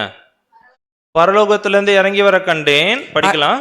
அது தன் புருஷனுக்காக அலங்கரிக்கப்பட்ட மணவாட்டியை போல ஆயத்தமாக்கப்பட்டிருந்தது. அது என்னங்க? எதோட கம்பேர் பண்றாருங்க? மணவாட்டி. ஓகேங்களா? யாரை பின்தொடர்ந்து போறாங்க? அந்த புருஷன் யாருங்க? ஆமா, ஆண்டவராகிய இயேசு கிறிஸ்துவை பின்பற்றுற அந்த ஒரு மணவாட்டி வகுப்பாரை என்ன பண்ணிட்டு இருக்கிறாங்கன்னா அங்க அடையாளப்படுத்துது அப்படின்னு சொல்லிட்டு நம்ம பார்க்குறோம். ஸோ அவங்களுக்கு இன்னொரு பேர் என்ன அப்படின்னு சொல்லிட்டு பார்த்தோம்னா மணவாட்டி அப்படின்னு சொல்லிட்டு பார்க்குறோம். இவங்களுக்கு இன்னொரு பேரும் இதே வசனத்துல தான். என்ன அப்படின்னா புதிய எருசலேம். அதுதான் எங்கேருந்து இறங்கி வந்தது? பரலோகத்திலேருந்து இறங்கி வந்தது அப்படின்னு சொல்லிட்டு நம்ம பார்க்குறோம், கரெக்டுங்களா? ஸோ இப்போ இந்த ஒரு புதிய எருசலேம் இருக்குல்ல, இதோடைய சைஸை நம்ம என்ன பண்ணலாம்? கால்குலேட் பண்ணி பார்க்கலாம். கால்குலேட் பண்ணி பார்த்தா அழகா கிறிஸ்துவோடைய சபைக்கு என்ன கவுண்ட் வருமோ அது அழகா வரும். ஏன்னா இதுதான் எங்கேருந்து இறங்கி வந்தது? பரலோகத்திலேருந்து இறங்கி வந்தது. அது யாருக்கு ஒப்பிட்டு பேசினார்னா மணவாட்டி. எந்த மணவாட்டினா அவருடைய புருஷன் என்ன பண்றாங்க? பின்பற்றி போறவங்களை குறித்து அங்கே பேசிட்டு இருக்கு. ஓகேங்களா? ஸோ இந்த ஒரு வசனம் வாசிக்கலாம் பாருங்க. வெளிப்படுத்தின 21:16. வெளிப்படுத்தல் 21:16. அந்த நகரம் சதுரமாய் இருந்தது. ஓகேங்களா? இப்போ அந்த புதிய ஜெருசலேம் என்ன ஆகுதுங்க? பரலோகத்திலேருந்து இறங்கி வருது. அது எப்படி இருக்குது அப்படின்னா சதுரமாய் இருக்கிறது, கியூப். ஓகேங்களா? சதுரமா என்ன இருக்குங்க அங்க இருக்குது. தொடர்ந்து படிக்கலாம். அதன் அகலமும் நீளமும் சமமாய் இருந்தது. அவன் அந்த கோலினால் நகரத்தை அளந்தான். அது 12,000 ஸ்தாதி அளவாய் இருந்தது. அதன் நீளமும் அகலமும் உயரமும் சமமாய் இருந்தது. ஓகேங்களா? அதை என்ன பண்றாங்க? ஒருத்தர் அளக்குறாங்க. அளக்கும் போது எப்படி இருக்குது அப்படின்னு சொல்லிட்டு பார்த்தோம்னா அது 10,000 ஸ்தாதி அளவாய் இருந்தது. அது நீளமும் அகலமும் உயரமும் சமமாய் இருந்தது அப்படின்னு சொல்லிட்டு பார்க்குறோம். கீழே இங்கிலீஷ்ல வந்து பார்த்தீங்கன்னா அந்த 10,000 ஸ்தாதி அப்படின்னு சொல்லும் போது 12,000 ஃபர்லாங்ஸ் அப்படின்னு சொல்லிட்டு நம்ம பார்க்குறோம். ஓகேங்களா? ஸோ அது எப்படி இருந்ததுன்னா அதோட லென்த்து, பிரெத்து, ஹைட்டு 3 எப்படி இருக்குங்க? ஆர் ஈக்குவல் அப்படின்னு சொல்லிட்டு. ஸோ இந்த சிட்டியை இப்போ நம்ம என்ன பண்ணலாம் அப்படின்னா அளந்து பார்க்கலாம். அளந்து பார்த்தா ஒரு நம்பர் வரும். அது என்ன வருதுன்றதை இப்போ நம்ம கண்டுபிடிக்கலாம். இது என்னதுங்க? அதான் அந்த கியூப். ஓகேங்களா? புதிய எருசலேம் அவங்க சொன்னது வானத்திலேருந்து இறங்கி வர்றது எப்படி இருந்திருக்கும் அப்படின்னா அவங்க சொன்ன டைமென்ஷன் இப்படி தான் இருந்திருக்கும். ஓகேங்களா? இப்போ இதில் ஃபர்ஸ்ட் நம்ம எதை அளக்கலாம் அப்படின்னு சொல்லிட்டு பார்க்குறோம் அப்படின்னா நீளத்தை என்ன பண்ணலாங்க, அளந்து பார்க்கலாம். பார்த்தீங்கன்னா கியூப்னு சொல்லும் போது 4 சைடு வரும். கரெக்டுங்களா? ஸோ ஒவ்வொரு சைடும் எவ்வளோன்னு சொல்லி இருந்ததுங்க, 12,000 ஸ்தாதி, 12,000 ஃபர்லாங்ஸ் அப்படின்னு சொல்லிட்டு நம்ம பார்க்குறோம். ஓகேங்களா? ஸோ 12,000 12,000 12,000 12,000 மொத்தம் எவ்வளோங்க, 12,000 இன்ட்டு 4 போட்டால் 48,000. ஓகேங்களா? இது நீளம். அடுத்தது வந்து பார்த்தீங்கன்னா அதோடைய அகலம் என்ன பண்ணலாங்க, கண்டுபிடிக்கலாம். அகலம் வந்து பார்த்தீங்கன்னா அதேமாரி 4 சைடு வரும். ஒவ்வொரு சைடும் எவ்வளோ அப்படின்னு சொல்லிட்டு பார்த்தோன்னா 12,000 12,000 12,000 12,000. ஓகேங்களா? ஸோ அதுவும் நம்ம கால்குலேட் பண்ணோன்னா எவ்வளோ வரும் அப்படின்னா 12,000 இன்ட்டு 4 48,000. இதுதான் அகலம் அப்படின்னு சொல்லிட்டு பார்க்குறோம். அதுக்கப்புறம் வந்து பார்த்தீங்கன்னா உயரம். கரெக்டுங்களா? ஏன்னா 3 ஈக்குவலாக இருந்தது அப்படின்னு சொல்லிட்டு நம்ம பார்த்தோம். கரெக்டுங்களா? உயரம் 4 சைடு அதேமாரி வரும். 4 சைடு பார்க்கும்போது எவ்வளோன்னா 12,000 12,000 12,000 12,000 வரும். ஸோ இதுவும் எவ்வளோ வருது அப்படின்னு சொல்லிட்டு நம்ம பார்த்தோம் அப்படின்னா 48,000 வரும். இப்போ அந்த புதிய எருசலேம் என்ன பண்ணிட்டோங்க, ஃபுல்லாக நம்ம அளந்து பார்த்துட்டோம் அப்படின்னு சொல்லிட்டு பார்க்குறோம். இதை மொத்தமாக ஆட் பண்ணி பார்த்தோன்னா, கூட்டி பார்த்தோன்னா எவ்வளோ வருங்க. ஏன்னா இதை தான் எதுக்கு ஒப்பிட்டு பேசியிருந்தாருங்க, மணவாட்டிக்கு ஒப்பிட்டு அங்கே பேசியிருந்தார். அந்த மணவாட்டி தான் யாருங்க, முதல் பலன்கள் சபை 1,44,000 எல்லாமே நம்ம பார்த்தோம். கரெக்டுங்களா? ஸோ இது எல்லாத்தையும் ஆட் பண்ண என்ன வருதுங்க, ஆமாம் எவ்வளோ வரும் அப்படின்னா கரெக்டாக 1,44,000 என்ன ஆகுங்க அங்கே வரும் அப்படின்னு சொல்லிட்டு பார்க்குறோம். ஸோ இதோட நீளம் அகலம் உயரம் இது எல்லாத்தையும் நம்ம ஆட் பண்ணி பார்க்கும் போது என்ன வருது அப்படின்னா கிறிஸ்துவின் சபை. ஓகேங்களா? அந்த ஒரு மணவாட்டி இல்லைன்னா புதிய எருசலேம் முதற் பலன்கள் இவங்களுடைய தொகை அங்கே என்ன வருதுன்னா அங்கே கிடைக்குது அப்படின்னு சொல்லிட்டு பார்க்குறோம். ஸோ ஏசு கிறிஸ்துவோட எத்தனை பேர் தான் பரலோகத்தில் இருக்க முடியுங்க அந்த சபையா, 1,44,000 பேர் தான் என்ன பண்ண முடியுங்க அந்த சர்வ சங்கமாகிய சபையில் என்ன பண்ண முடியும், அங்கமாக அங்கே இருக்க முடியும் அப்படின்னு சொல்லிட்டு நம்ம பார்க்குறோம். கவுண்ட் ரொம்ப கம்மியாக இருக்குன்னு ஃபீல் பண்ணுறீங்களா? ஏன்னா அப்படிதான் நம்மளோட ஆண்டவரும் சொல்லியிருக்கார். படிக்கலாம் பாருங்க. லூக்கா 12:32. லூக்கா 12:32. பயப்படாதே சிறுமந்தையே, உங்களுக்கு ராஜ்யத்தை கொடுக்க உங்கள் பிதா பிரியமாய் இருக்கிறார். ஆமா, பயப்படாதே சிறுமந்தை தான் அது. ஓகேங்களா? பெரிய குரூப்லாம் கிடையாது, பெரிய பெரிய கட்டடம்லாம் அது கிடையாது. என்னதுங்க, சின்ன குரூப் தான் அது. அதான் சொல்ற, பயப்படாதே சிறுமந்தையே, உங்களுக்கு ராஜ்யத்தை கொடுக்க உங்கள் பிதா பிரியமா இருக்கிறார். பார்த்தீங்கன்னா ஒரு சின்னதாக ஸ்டார்ட் பண்ணிட்டு போனார் இயேசு கிறிஸ்து. ஒரு 12 அப்போஸ்தலர்களை வச்சு ஷார்ட்டாக என்ன பண்ணாங்க, சும்மால சின்னதாக ஸ்டார்ட் பண்ணிட்டு போனார். அது எங்கே வந்து நிற்க போகுது அப்படின்னா 1,44,000 பேரை என்ன பண்ண போகுது அப்படின்னா அது வந்து அங்கே நிற்க போகுது அப்படின்னு சொல்லிட்டு நம்ம பார்க்குறோம். படிக்கலாம் பாருங்க. எபேசியர் 2:19. எபேசியர் 2:19. ஆகையால் நீங்கள் இனி அந்நியரும் பரதேசிகளுமாய் இராமல் பரிசுத்தவான்களோட ஒரே நகரத்தாரும் தேவனுடைய வீட்டாருமாய் இருந்து. ஓகேங்களா? நம்மளை குறித்து தாங்க என்ன பண்ணிட்டு இருக்கிறார் அப்படின்னா பேசிட்டு இருக்கார். தொடர்ந்து 20 வாசிக்கலாம் பாருங்க. 20. அப்போஸ்தலர் தீர்க்கதரிசிகள் என்பவர்களுடைய அஸ்திபாரத்தின் மேல் கட்டப்பட்டவர்களுமாய் இருக்கிறீர்கள், அதற்கு இயேசு கிறிஸ்து தாமே மூளைக்கல்லாய் இருக்கிறார். ஓகேங்களா? அப்ப அப்போஸ்தலர்களை பேச வச்சு என்ன பண்ணிட்டாருங்க, அங்க ஸ்டார்ட் பண்ணி விட்டுட்டு போனாரு. அவங்க தீர்க்கதரிசிகள் எல்லாம் அவங்கள என்ன பண்ணாங்க, ஒரு இடமா போய் என்ன பண்ணாங்க, அவங்க சத்தியத்தை அங்கே சொல்ல ஆரம்பிச்சாங்கன்னு பார்க்குறோம். அதுக்கு யார் தான் மூளைக்கல், இயேசு கிறிஸ்து தான் மூளைக்கல்லாம் அங்கே இருக்கிறார் அப்படின்னு சொல்லிட்டு பார்க்குறோம். அப்படின்னா அந்த சர்வ சங்கமாகிய சபைக்கு தலை யாரு அப்படின்னு சொல்லிட்டு பார்த்துட்டோம்னா நம்மளுடைய கர்த்தராகிய இயேசு கிறிஸ்து தான். இது 2000 வருஷத்துக்கு முன்னாடி ஸ்டார்ட் ஆயிடுச்சு இந்த செலெக்ஷன். இப்போ என்ன ஆயிட்டு இருக்குங்க, அப்படியே கவுண்ட் ஃபில் ஆகிட்டே என்ன ஆகிட்டு இருக்குங்க, ரொம்ப கடைசி காலத்தில் அங்கே இருந்துட்டு இருக்கிறோம் அப்படின்னு சொல்லிட்டு பார்க்குறோம்.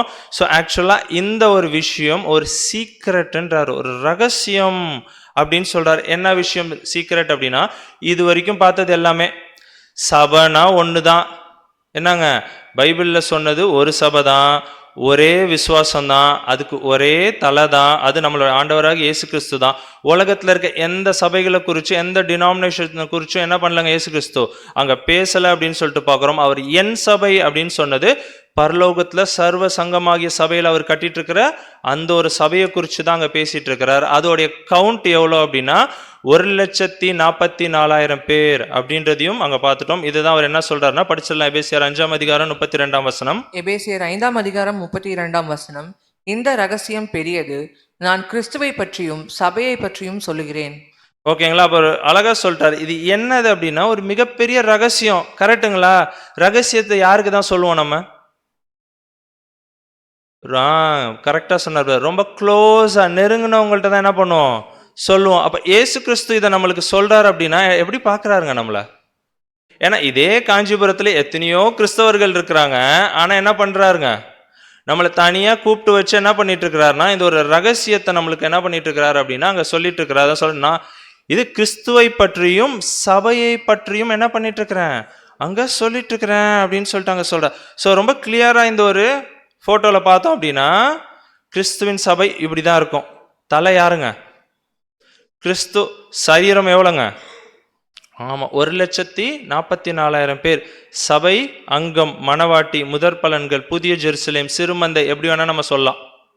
அவங்களுடைய கவுண்ட் இப்படிதான். இது எல்லாத்துக்கும் இந்த ஒரு சரீரத்துக்கு யார் தான் தலை அப்படின்னா நம்மளுடைய கர்த்தராகிய இயேசு கிறிஸ்து தான் அங்கே தலையாக இருக்கிறார் அப்படின்னு சொல்லிட்டு பார்க்குறோம். இது எப்படி ஃபங்க்ஷன் ஆகும் அப்படின்னா படிக்கலாம் பாருங்க. 1 கொரிந்தியர் 12ஆம் அதிகாரம் 12ஆம் வசனம். 1 கொரிந்தியர் 12ஆம் அதிகாரம் 12ஆம் வசனம்.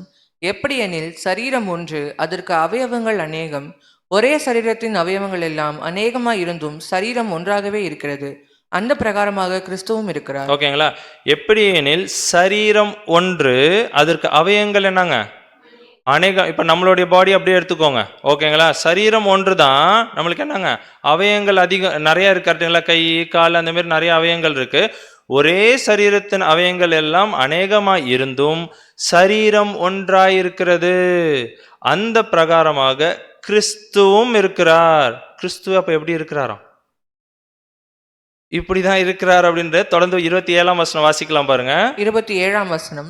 நீங்களே கிறிஸ்துவின் சரீரமாயும் தனித்தனியே அவயவங்களாயும் இருக்கிறீர்கள். ஓகேங்களா? அப்ப நம்மளை குறிச்சு தாங்க என்ன பண்ணிட்டு இருக்கிறாங்க, பேசிட்டு இருக்காங்க. ஃபர்ஸ்டே சொல்லிட்டார், நீங்களே அந்த ஆலயம் அப்படின்னு சொல்லிட்டாரு. அதுதான் இங்க நீங்களே கிறிஸ்துவின் சரீரமாயும் தனித்தனியே அவயங்களாயும் என்ன பண்ணிட்டு இருக்கிறீங்க, அங்க இருந்துட்டு இருக்கீங்க. அப்ப சர்ச் ஆஃப் கிரைஸ்ட், கிறிஸ்துவின் சபை அப்படின்னு சொல்லும் போதே கிறிஸ்து தலை, சரீரம் யாருங்க? ஆமா, நம்ம தான். ஓகேங்களா? ஸோ இதுல நம்ம எப்படி இருக்கிறோம் அப்படின்னா எல்லாம் தனித்தனியா அவயங்களை என்ன பண்ணிட்டு இருக்கிறோம். கிறிஸ்துவும் அப்படிதான் என்ன பண்ணிட்டு இருக்கிறார், அப்படிதான் இருந்துட்டு. அப்ப அவரை தனியா என்ன பண்ண முடியாதுங்க, கிறிஸ்துன்னு சொல்ல முடியாது. தலையும் சரீரமும் அந்த 1,44,000 ரெண்டும் சேர்ந்தது தான் என்னதுங்க, கிறிஸ்து அப்படின்னே நம்ம என்ன பண்றோம்னா அங்க பாக்குறோம் அப்படின்னு சொல்லிட்டு நம்ம பாக்குறோம். இப்ப இந்த ஒரு சபையில, இந்த சர்வ சங்கமாகிய சபையில நம்ம ஒரு மெம்பர் ஆகணும் அப்படின்னு சொல்லிட்டு பார்த்தோம் அப்படின்னா அதுக்கு 3 ஸ்டேஜஸ் இருக்கு. இந்த 3 ஸ்டேஜஸை நம்ம கடந்தாதான் என்ன பண்ண முடியுங்க, ஆமா அவருடைய சபையில் என்ன பண்ண முடியும், நம்ம அங்கமாக முடியும் அப்படின்னு சொல்லிட்டு பார்க்கிறோம். அந்த 3 ஸ்டேஜஸ் என்ன அப்படின்னா வெளிப்படுத்தின விசேஷம் 17ஆம் அதிகாரம் 14ஆம் வசனம். வெளிப்படுத்தல் 17ஆம் அதிகாரம் 14ஆம் வசனம். அவரோடு கூட இருக்கிறவர்கள் அழைக்கப்பட்டவர்களும் தெரிந்து கொள்ளப்பட்டவர்களும் உண்மை உள்ளவர்களுமாய் இருக்கிறார்கள். ஓகேங்களா? அப்ப யோவான் என்ன பண்ணிட்டாருங்க, பின்னாடி நடக்க போற விஷயத்த முன்னாடியே பார்த்து எழுதிட்டு இருக்கிறார். கரெக்டுங்களா? அப்படிதான் சொல்றாரு. என்னன்னா அவரோட கூட இருக்கிறவர்கள் எப்படி இருக்கிறாங்க, அழைக்கப்பட்டவர்களும் தெரிந்து கொள்ளப்பட்டவர்களும் உண்மை உள்ளவர்களுமா என்ன பண்ணிட்டு இருக்கிறாங்க, அங்க இருந்துட்டு இருக்கிறாங்க அப்படின்னு சொல்லிட்டு பாக்குறோம். அப்படின்னா நம்ம ஆல்ரெடி போட்டோ பார்த்தோம், ஜீசஸ் கிரைஸ்ட், அப்புறம் கீழே அவருடைய சபை நிக்கிற மாதிரி. கரெக்டுங்களா? அவங்க எதெல்லாம் தாண்டி வந்திருக்கிறாங்க அப்படின்னா அழைக்கப்பட்டவர்கள், தெரிந்து கொள்ளப்பட்டவர்கள், உண்மை உள்ளவர்கள் அப்படின்ற அந்த 3 ஸ்டேஜஸை தாண்டி தான் என்ன பண்ணியிருக்கிறாங்க அப்படின்னு சொல்லிட்டு பார்த்தோம்னா அங்க வந்திருக்கிறாங்க அப்படின்னு சொல்லிட்டு நம்ம பார்க்குறோம். ஓகேங்களா?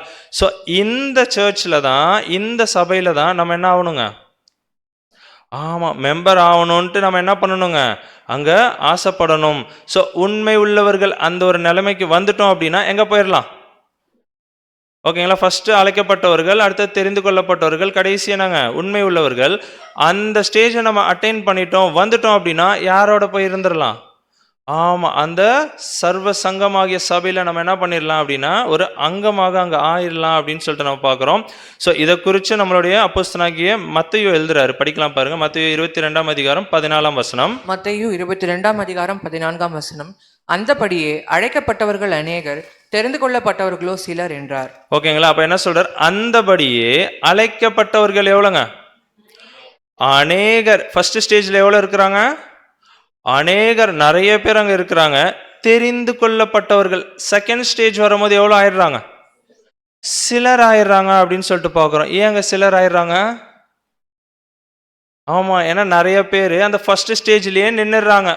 ஓகேங்களா? அந்த ஃபர்ஸ்ட் ஸ்டேஜை விட்டுட்டு செகண்ட் ஸ்டேஜுக்கு என்ன பண்ண மாட்டேங்கிறாங்க?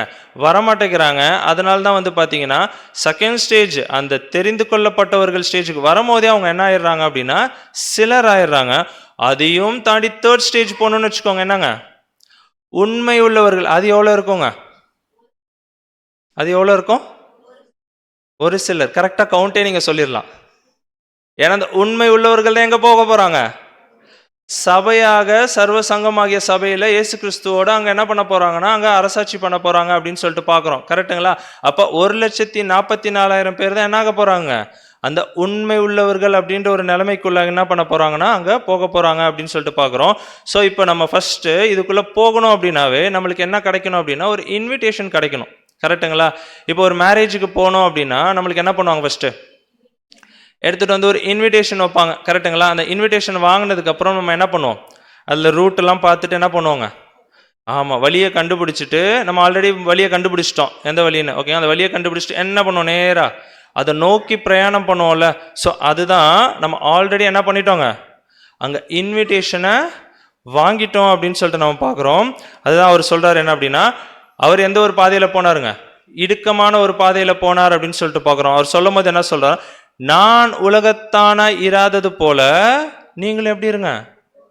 ஆமா, படிச்சிடலாம் பாருங்க வசனமே. யோவான் 15ஆம் அதிகாரம் 19ஆம் வசனம். யோவான் 15ஆம் அதிகாரம் 19ஆம் வசனம். நீங்கள் உலகத்தாராய் இருந்தால் உலகம் தன்னுடையதை சிநேகித்திருக்கும். நீங்கள் உலகத்தாராய் இராதபடியினாலும் நான் உங்களை உலகத்திலிருந்து தெரிந்து கொண்டபடியினாலும் உலகம் உங்களை பகைக்கிறது. ஓகேங்களா? நீங்கள் உலகத்தாராய் இருந்தால் என்ன பண்ணுங்க? நம்ம உலக பிரகாரமாகவே வேலை பண்ணிட்டு இருக்கிறோம் அப்படின்னு சொல்லிட்டு பார்த்தோம்னா அதில் நம்மளுடைய நாட்டம் ஜாஸ்தியாக இருந்தது அப்படின்னா உலகம் தன்னுடையதை சிநேகிக்கும். நம்மளை என்ன பண்ணுங்க? சிநேகிக்கும். நீங்கள் உலகத்தாராய் இராதபடியினால் நான் உங்களை உலகத்திலிருந்து தெரிந்து கொண்டபடியினாலும் உலகம் என்ன பண்ணுங்க? உங்களை பகைக்கும். நம்ம உலகத்தோடையே உலகமாக ஜாலியாக அப்படியே இருந்துக்கிட்டே இருந்தோம்னா நம்மளை என்ன பண்ணுங்க? உலகம் ஸ்நேகிக்க தான் செய்யும். இல்லை உலகம் வேணாம். எப்படி இயேசு கிறிஸ்து பண்ணாரோ அதே ஒரு பாதையில். ஸோ அதேமாரி நம்மளும் ஒரு வாழ்க்கையை வாழ ஆரம்பித்தோம் அப்படின்னா என்ன பண்ணலாங்க? ஆமாம், அவரை ஃபாலோ பண்ணால் அங்கே போய் சேர்ந்துடலாம். ஆனால் ஃபஸ்ட்டு ஃபாலோ பண்ண ஆரம்பித்தாவே என்ன ஆகிடுங்க? உலகம் நம்மளை பகைக்க ஆரம்பிச்சிடும் அப்படின்னு சொல்லிட்டு நம்ம பார்க்குறோம். ஸோ இதுதான் என்ன அப்படின்னு சொல்லிட்டு பார்த்தோன்னா ஃபஸ்ட்டு ஸ்டேஜ். ஓகேங்களா? ஸோ அழைக்கப்பட்ட ஒரு நிலைமையில் அங்கே இருக்கிறோம் அப்படின்னு சொல்லிட்டு நம்ம பார்க்குறோம். அப்படின்னா முதலையே நம்ம என்ன பண்ணிடணும்? இந்த உலகத்தை விட்டு பிரிஞ்சு வர ஒரு நிலைமைக்கு நம்ம அங்கே வரணும் அப்படின்னு சொல்லிட்டு பார்க்குறோம். இன்னும் நம்மளை உலகம் சிநேகிச்சுட்டு இருக்குதுங்களா? நிறைய உலகத்தில் ஃப்ரெண்ட்ஸு, நிறைய உலக பிரகாரமான காரியங்கள், அதில் ரொம்ப மூழ்கி போய் கிடக்கிறோமா? அப்படி இருந்தோம் அப்படின்னா யாரை ஃபாலோ பண்ணலங்க நம்ம? ஆமாம், இயேசு கிறிஸ்துவ அங்கே ஃபாலோ பண்ணல அப்படின்னு சொல்லிட்டு பார்க்குறோம். நம்மளை உலகம் ரொம்ப சிநேகிக்கும். இதெல்லாம் விட்டு பாருங்களேன், என்ன பண்ணுங்க? உலகம் நம்மளை பகைக்க ஆரம்பிக்கும். என்ன நம்மளுடைய ஆண்டவருக்கு நடந்ததோ அதே தான் நம்மளுக்கும் என்ன ஆகுங்க? அங்கே டிட்டோவாக நடக்கும் அப்படின்னு சொல்லிட்டு பார்க்குறோம். ஸோ இந்த ஃபர்ஸ்ட் ஸ்டேஜை குறித்து நம்மளுடைய அப்போஸ்தலராகிய பவுல் எழுதுறாரு. ரோமர் 1 அதிகாரம் 1-2 வசனங்கள். ரோமர் 1ஆம் அதிகாரம் 1ஆம் வசனம் முதல். இயேசு கிறிஸ்துவின் ஊழியக்காரனும் அப்போஸ்தலனாகும்படி அழைக்கப்பட்டவனும் தேவனுடைய சுவிசேஷத்திற்காக பிரித்தெடுக்கப்பட்டவனுமாகிய பவுல். ஓகேங்களா? ஃபர்ஸ்ட் ஒரு விஷயத்தை குறித்து எழுதுறார். என்ன அப்படின்னா இயேசு கிறிஸ்துவின் ஊழியக்காரனும் அப்போஸ்தலனாகும்படி அழைக்கப்படணும். இந்த இன்விடேஷன் யார் கொடுத்துருக்கிறா? அவருக்கு. ஓகேங்க, இயேசு கிறிஸ்து என்ன பண்ணியிருக்கிறாங்க? இன்வைட் பண்ணார். அதனால தான் அவர் என்ன ஆனாருங்க? அப்போஸ்தலர் ஆனார் அப்படின்னு சொல்லிட்டு பார்க்குறோம். தொடர்ந்து படிக்கலாம் பாருங்க 2ஆம் வசனம். ரோமாபுரியில் உள்ள தேவ பிரியரும் பரிசுத்தவான்கள் ஆகும்படி அழைக்கப்பட்டவர்களுமாகிய அனைவருக்கும் எழுதுகிறதாவது. அழகாக அட்ரஸ் பண்றாரு பாருங்க. ரோம சபைக்கு எழுதும் போது என்ன எழுதுறாருங்க? ரோமாபுரியில் உள்ள தேவ பிரியரும் பரிசுத்தவான்கள் ஆகும்படி. பரிசுத்தவான்கள் ஆகும்படி என்ன பண்ணியிருக்கு, அழைக்கப்பட்டவர்களுமா இருக்கிற அனைவருக்கும் எழுதுகிறதாவது. அப்ப இன்விடேஷன் என்ன பண்றாருங்க அங்க இயேசு கிறிஸ்து ஃபர்ஸ்ட் பவுல் அப்போஸ்தலர் கொடுத்தாரு. இப்ப பவுல் அப்போஸ்தலர் என்ன பண்ணிட்டு இருக்கிறாருங்க, ஆமா மற்ற எக்லீஷியாவுக்கு மற்ற சபைகளுக்கு என்ன பண்ணிட்டு இருக்கிறாருங்க, அங்க கொடுத்துட்டு இருக்கிறார் அப்படின்னு சொல்லிட்டு நம்ம பார்க்குறோம். இது என்ன ஆச்சு அப்படின்னா உலகம் ஃபுல்லா போக ஆரம்பிச்சுது. கரெக்டுங்களா? இவர் மட்டும் அப்படி எழுதல, யூதாவும் எழுதுறார். படிக்கலாம், 1 முதல் வசனம். யூதா 1 இயேசு கிறிஸ்துவினுடைய ஊழியக்காரனும் யாக்கோபினுடைய சகோதரனுமாய் இருக்கிற யூதா, பிதாவாகிய தேவனாலே பரிசுத்தமாக்கப்பட்டவர்களும் இயேசு கிறிஸ்துவினாலே காக்கப்பட்டவர்களுமாகிய அழைக்கப்பட்டவர்களுக்கு எழுதுகிறதாவது. ஓகேங்களா? இவர் அட்ரஸ் பண்ணும்போது கூட எப்படி அட்ரஸ் பண்றாருங்க, ஆமா இயேசு கிறிஸ்துவினாலே காக்கப்பட்டவர்களுமாகிய அழைக்கப்பட்டவர்களுக்கு எழுதுகிறதாவது. அதுதான் ஃபர்ஸ்ட் ஸ்டேஜ். இன்விடேஷன் என்ன பண்றாருங்க அங்க இயேசு கிறிஸ்து கொடுத்தாரு. அடுத்தது யூதா என்ன பண்ணிட்டு இருக்கிறாருங்க, மற்றவங்களுக்கு அங்க கொடுத்துட்டு இருக்கிறார் அப்படின்னு சொல்லிட்டு பார்க்குறோம். அப்படின்னா சர்வ சங்கமாகிய சபையில நம்ம ஒரு அங்கம் ஆகணும் அப்படின்னா ஃபர்ஸ்ட் ஸ்டெப் என்ன பண்ணணும், நம்ம கிராஸ் பண்ணணும் அப்படின்னு சொல்லிட்டு நம்ம பார்க்குறோம். ஓகேங்களா? இதை கிராஸ் பண்ணாதான் அடுத்த ஸ்டெப்புக்கு நம்மளால என்ன பண்ண முடியுங்க, அங்க போக முடியும் அப்படின்னு சொல்லிட்டு பார்க்குறோம். படிக்கலாம் பாருங்க, எபிரேயர் 3 எங்க நம்ம அழைக்கப்பட்டிருக்கிறோம் அப்படின்றத குறிக்குது. படிக்கலாம். எபிரேயர் 3 இப்படி இருக்க பரம அழைப்புக்கு பங்குள்ளவர்களாகிய பரிசுத்த சகோதரரே. ஓகேங்களா? எங்க அழைக்கப்பட்டிருக்கிறோம், பரம அழைப்புக்கு. ஓகேங்களா? பரலோக வாய்ப்புக்கு அந்த 1,44,000 பேராக பரலோகத்துல இயேசு கிறிஸ்துவோட ஆட்சி பண்றதுக்காக என்ன பண்றாருங்க, ஒரு பரம அழைப்புக்கு பங்குள்ளவராகிய பரிசுத்த சகோதரரே அப்படின்னு சொல்லிட்டு என்ன பண்றாருங்க, அங்க ஒரு இன்விடேஷனை கொடுக்கிறார். தொடர்ந்து படிக்கலாம் பிரதர். நாம் அறிக்கை பண்ணுகிற அப்போஸ்தலரும் பிரதான ஆசாரியருமாய் இருக்கிற கிறிஸ்து இயேசுவை கவனித்து பாருங்கள். ஓகேங்களா? சோ இந்த இன்விடேஷன் எங்க முதல்ல கொடுத்தாருன்னா அப்போஸ்தலர்கள் மத்தியில அவருடைய முதலாம் வருகையில் என்ன பண்ணாருங்க, அங்க கொடுத்துட்டு என்ன பண்ணிட்டாரு அப்படின்னா, நீங்க என்ன பண்ணுங்க, என்னை பின்பற்றி வாங்க அப்படின்னு சொல்லிட்டு என்ன பண்ணாருங்க, அவர் அங்கேருந்து கிளம்பிட்டாரு. கரெக்டுங்களா? அவர் போயிட்டாரு. அதுக்கப்புறம் அப்போஸ்தலர்கள்லாம் என்ன பண்ணாங்க, அங்கேயே இருந்துட்டாங்களா? என்ன பண்ணாங்க, அவங்க உலகம் ஃபுல்லா போயிட்டு என்ன பண்ணாங்க, இந்த இன்விடேஷன்ஸை, இந்த சுவிசேஷத்தை என்ன பண்ணாங்க, உலகம் ஃபுல்லா போயிட்டு என்ன பண்ணாங்க அப்படின்னா அங்க சொன்னாங்க அப்படின்னு சொல்லிட்டு பார்க்குறோம். இன்னைக்கு இந்தியாவில் நம்மளுக்கு இங்க வந்திருக்கு அப்படின்னாலும் யார் தான் காரணம், இயேசு கிறிஸ்து தான். யாரோ ஒருத்தர் வந்தாரு. கரெக்டுங்களா? இன்விடேஷன் பாஸ் ஆகி யார் வந்தாங்க இந்தியாவுக்கு, அப்போஸ்தலனாகிய தோமா என்ன பண்ணார் அப்படின்னு சொல்லிட்டு பார்த்தோம்னா நம்மளுக்காக இங்க வந்து, ஏன்னா இது இந்தியா என்ன தேசங்க, இந்து தேசமா தான் இருந்தது. இவர் என்ன பண்றாருங்க, வந்து இன்விடேஷன் அங்க கொடுத்து இயேசு கிறிஸ்துவ குறித்து என்ன பண்றாருங்க, அங்க சொல்ல ஆரம்பிக்கிறார் அப்படின்னு சொல்லிட்டு பார்க்குறோம். ஓகேங்களா? இது அப்படியே போகி என்ன ஆயிடுச்சு அப்படின்னு சொல்லிட்டு பார்த்தோம்னா கடைசியா இவர் வந்தார் 18ஆம் நூற்றாண்டுல. இவர் யாரு அப்படின்னா வில்லியம் ஹாரி. ஓகேங்களா? இவர் இங்கிலாண்டை சேர்ந்தவர். இவர் என்ன பண்ணிட்டார் அப்படின்னா இந்தியாவில் கொல்கட்டா பக்கத்தில் ஒரு இடத்துல வந்து தங்கியிருந்தார். இங்கே வந்தவர் இங்கேயே செட்டில் ஆயிட்டார். 40 வருஷம் என்ன பண்ணார்னா இங்கேயே தங்கி இருந்து ரொம்ப முக்கியமான ஒரு வேலையை அவர் செஞ்சார். என்ன பண்ணார் அப்படின்னு சொல்லிட்டு பார்த்தோன்னா பைபிளை, வேதாகமத்தை இந்தியன் லாங்குவேஜஸ்ல, இந்திய மொழிகள் என்ன பண்ணார் அப்படின்னா டிரான்ஸ்லேட் பண்ணார். ஓகேங்களா? எந்தெந்த லாங்குவேஜஸ் அப்படின்னா பெங்காலி, சான்ஸ்கிரிட், ஹிந்தி. ஓகேங்களா? ஸோ இந்த லாங்குவேஜஸ், ஏன்னா அது வேற மொழியில் இருக்கிறதுனால நம்மளால என்ன பண்ண முடியாதுங்க, படிக்க முடியாது. ஸோ நம்ம சொந்த மொழியில் என்ன பண்ணாருங்க, அங்கே படிக்கிறதுக்கு ஒரு மிகப்பெரிய ஒரு டிரான்ஸ்லேஷன் ஒர்க் இவர் என்ன பண்ணார் அப்படின்னு சொல்லிட்டு பார்த்தோம்னா அங்கே செஞ்சார் அப்படின்னு சொல்லிட்டு பார்க்குறோம். ஸோ எந்தெந்த புக்கெல்லாம் இவர் டிரான்ஸ்லேட் பண்ணார் அப்படின்னு சொல்லிட்டு பார்த்தோம்னா மத்தேயு, மார்க்கு, லூக்கா, யோவான்.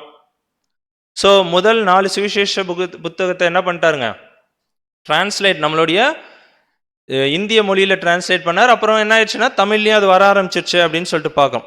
ஸோ இப்போ இதை எடுத்து எல்லாரும் படிக்கும்போது என்ன ஆகுங்க, ஏன்னா அதுக்கு முன்னாடி வரைக்கும் எப்படி இருப்போம், இயேசு கிறிஸ்துனா யாருன்னே தெரிஞ்சிருக்காது. ஸோ இந்த 4 சுவிசேஷத்துலையும் எதை குறித்து தான் சொல்லப்பட்டிருக்கு, இயேசு கிறிஸ்து எப்படி வந்தார், என்ன பண்ணார், திருப்பி எதுக்காக போனார், எதுக்காக வந்தார், எல்லாமே இருக்கும். ஓகேங்களா?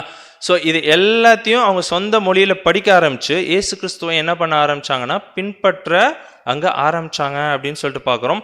அதில் ஒரு விஷயத்த நல்லா புரிஞ்சுக்கிட்டாங்க. என்ன அப்படின்னா இயேசு கிறிஸ்து நமக்காக தான் என்ன பண்ணாருங்க, நமக்காக தான் மரித்தார் அப்படின்ற ஒரு விஷயத்த அங்கே என்ன பண்ணார் அப்படின்னா அங்கே எல்லாரும் புரிஞ்சுக்கிட்டாங்க தான். இயேசு கிறிஸ்து நமது பாவங்களுக்காக மரித்தார் அப்படின்ற ஒரு விஷயத்த எல்லாரும் இங்கே என்ன பண்ண ஆரம்பிச்சாங்க, அங்கே தெரிஞ்சுக்க ஆரம்பிச்சாங்க அப்படின்னு சொல்லிட்டு பார்க்குறோம். சாரி.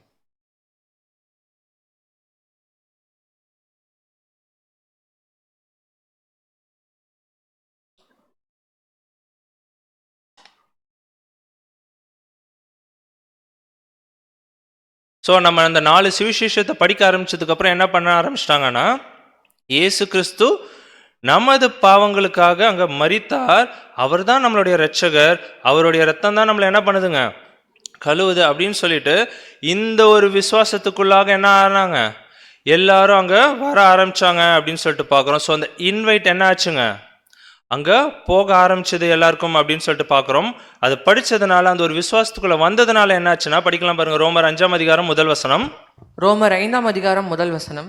இவ்விதமாக நாம் விசுவாசத்தினாலே நீதிமான்கள் ஆக்கப்பட்டிருக்கிறபடியால் நம்முடைய கர்த்தராகிய இயேசு கிறிஸ்து மூலமாய் தேவனிடத்தில் சமாதானம் பெற்றிருக்கிறோம்.